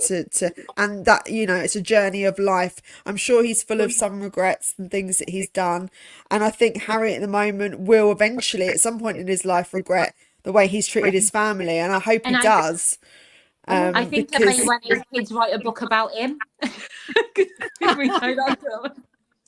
No, but it is true because for me, the outrage that I felt was towards the Queen. It wasn't even towards Princess Diana because he wasn't even talking about Diana. It was an afterthought. My outrage towards him is because of what happened to the Queen. Because remember that the Queen was in a very man's world. Her reign was really, really bad. Those years, Tina. Thank you. Don't forget. When you put context, the Queen was in a man's world back then. Everybody was always second guessing her because she was a female. She was too young. Even at that age, because she was much older, they were always second guessing her. But the sentiment against the monarchy around those years, people were saying this guy wants to do over with the monarchy because it was at the lowest it had ever been. So why were you angry with the Queen? I was angry with Charles for trashing the Queen. The Charles. I thought you said you were. My husband is a veteran. I'm a veteran. One of the things he talked about with my little box, when he says the Queen was the bomb, he's like, she was a trucker in the British Army during World War II. Mm-hmm. He's like, I'm a veteran. She's a veteran. Yeah. My husband always stood up for God Save the Queen. He sang that song. He did his thing. And this is a Canadian redneck farmer kid, but he was like, the Queen? Damn. And then we talk about feminism, and he's like, she was a feminist. Yep. She was you know what I mean? Cherie Scott said he never trusted Queen. Cherie, I urge you to read the 1994 authorized biography of Christopher Dimbleby. It's literally word by word what Harry said about Charles, but worse. He said that Queen was a detached, cold woman who didn't care about any of her children. I mean, the things that he said, and that Philip was like this bully monster. I mean, the things that he said about the Queen, that she didn't even know what she was doing. That I mean, he literally second guessed her mother's entire reign, basically. Did you see the Queen at Philip's funeral? Yeah. Oh my God, we knew. Like she sat, like we knew it was gone. I'm not the Queen. I'm not a feminist. I'm not a veteran. I'm a mourning wife. Yeah, that was very sad because she was isolated on her own because it was coronavirus, and I remember that was my lives when awful. When Prince Philip died, I cried. If you see my live, I did a video. I was crying my ass out when the Queen died. I know. I cried my ass out, I have that picture saved, and I'm just like her sitting in the chapel with her mask. She was on a that was awful, and I felt she felt looked like so pale, didn't she? And you know what? And that I think that for the people is the hardest thing, because we all watched her stumble as she made her way in at the entrance, and we all knew, we all got it. We understood what was happening. This woman was grieving. We knew it wasn't going to be much longer. She was frail at this point. And then to watch Harry and Meghan continue with this assault, this attack. And it was like, how are you not feeling the way we're feeling? Like this is your gran. We're all women. We're all wives. I've been with my husband for 30 years. I will be that woman in the church sitting there sobbing quietly, doing my thing. Queen, not queen. She's just a woman mourning her husband. And then you've got Meghan and Harry. Blech. And that was my first video. Paula, do you remember that? Yeah, I sat on my stairs of my house, and I'm like, you know what I mean? And I put a video out there, and and it was just like everybody, Joe Schmoes. We were like, oh my gosh, I'm so sad for her. I hope I feel it. And it was a very hard time for everyone at that time when people were dying, because they weren't allowed to go to funerals because of the coronavirus. They weren't allowed in hospitals by their bedside. And it was pretty scary times. You know what's terrible? That they wasted this granting Harry and Meghan space. Or Harry, who was there, right? Harry's the only one who came there. Yes. Instead of giving it to somebody who actually cared for Prince Philip. Because nobody who cares about their grandparents would do what Harry did. No. Oh my God. So I was meant to talk about the life of of King Charles, but we never got around to that. So there you go. We can do another one if you want. We can do it next time. Should we do another one? I wanted to do. I think we should do a health chat, because I think we've got a lot of tips to show people, and apart from Tina, she can just sit and listen and nod. For me sponge, shall I? I'll just say, this is what you do. You wet the sponge and you wash your face. Maybe Birmingham water is very special. It just keeps you young up there. I don't know. Keeps you old, the wine keeps you going.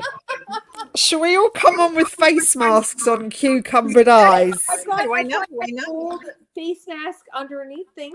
I've got that. I got some of that. No, we can do it. I've got some of those gold things you sit under your eye. You can come. Whether you do something then, Tina. You get the collagen out. I'm not giving them for Christmas. Or aloe vera under here. Cut a little bit of aloe vera and put it here. It's the best. I have an aloe vera plant everywhere in the farm, so that's awesome. But drink a shot of olive oil before you go to bed, and we'll talk. Victoria, I'll bring my injectionist, and you can watch me split the ball and fucking cry as she's shoving the needles in my face. Oh my God, what are you doing to your face? I got reflection. Is that good?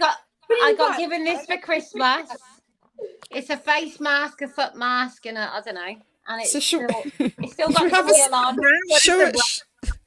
Should we have a spa day podcast? I don't know. We can just work it out. The brand? What's the brand?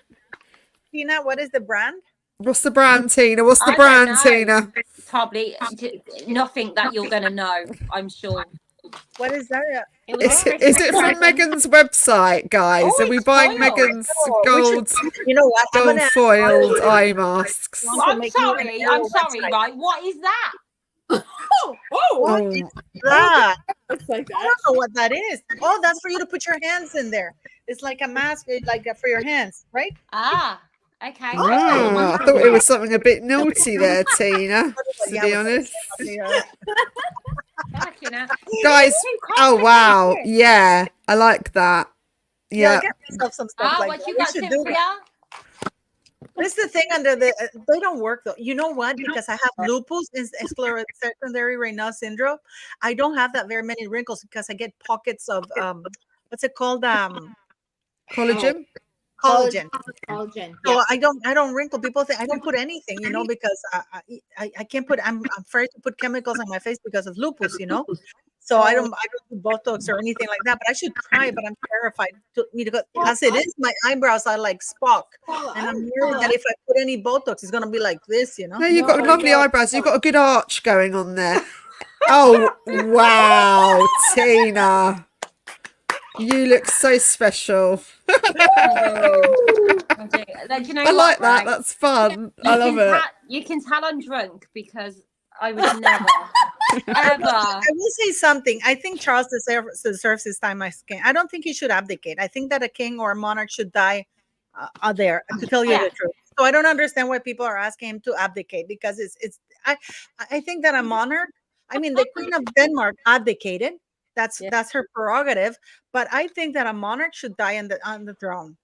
That's just, but I don't want, the problem is that if Charles dies 20 years from now, William's going to be like 60 something. I really don't want an old king. I like the fact that he's like 45. I would like William to inherit the throne at 45. 45 is an excellent age. Yeah, it would be nice. It would be nice to see a young king, a younger king. Like, it is a bit crap watching Charles take it all on at 76, It really is. And it would be nice to see someone take it on, not as young as the Queen had to, but someone young just blood. sort of come, young blood. We need young he's blood. already 45. If he's at 45, his 3 children are grown up. He's a man. He's a husband. He's done the husbandly thing. The kids are not that young. He's had enough practice as Prince of Wales and also as working royal. He's done everything he needs to do in his private life. And I believe that 45 is an excellent age for him to be there. Oh, and on that note, guys. Oh wow, look at you, Cynthia. Beautiful. Gold Tina, finger, but that's not the words for that. So Tina, she's in Birmingham, yes. I'm near Birmingham. She's near Birmingham. I'm close. I'm in the Midlands. You're near Cheshire, right? No. Oh, you're far. Oh, that's the posh part, Cheshire. That's the posh. So I sound posh. Go to Cheshire a lot. You're posh, Tina, aren't you? Cheshire? I'm in the rough ends. Are you in the rough end? Right, guys. When should we do our next live together? Do we have to wait for a whole week, or should we do another one sooner? My God, I can't fit this all in. So our next live is next Saturday at 9 p.m. and we've got one on Monday as well at 7. Next so there you go. Will be my last live for a few weeks. I'm off to Spain. She's off to Spain. For how long? She's off to Spain for 2 11 weeks. Nights. 11 nights. Oh, sorry, 11 nights. She's leaving us, guys. Sad times. Spain. If you have time, you can join us for a few minutes to show us Spain. That'd be lovely. I could do, couldn't I? Actually, yeah, I might do. Yes, show us Espanol. Stuff like that. Yeah. Thank you all for joining us tonight. Thank you for everyone in the chat. We've had a lovely evening with you all. Very funny, very entertaining. Please subscribe. You are like about 45 minutes away from me. I'm not going to give my location away. I don't want to be like doxed or anything. Please subscribe, share. I'm going to put all the links in the description box. Thank you for joining us and happy birthday to the king. Good night. God bless everybody. Bye-bye. God bless. Bye. Bye. Bye. Bye. Ay, sí. Ay, me asustaste, cabrona.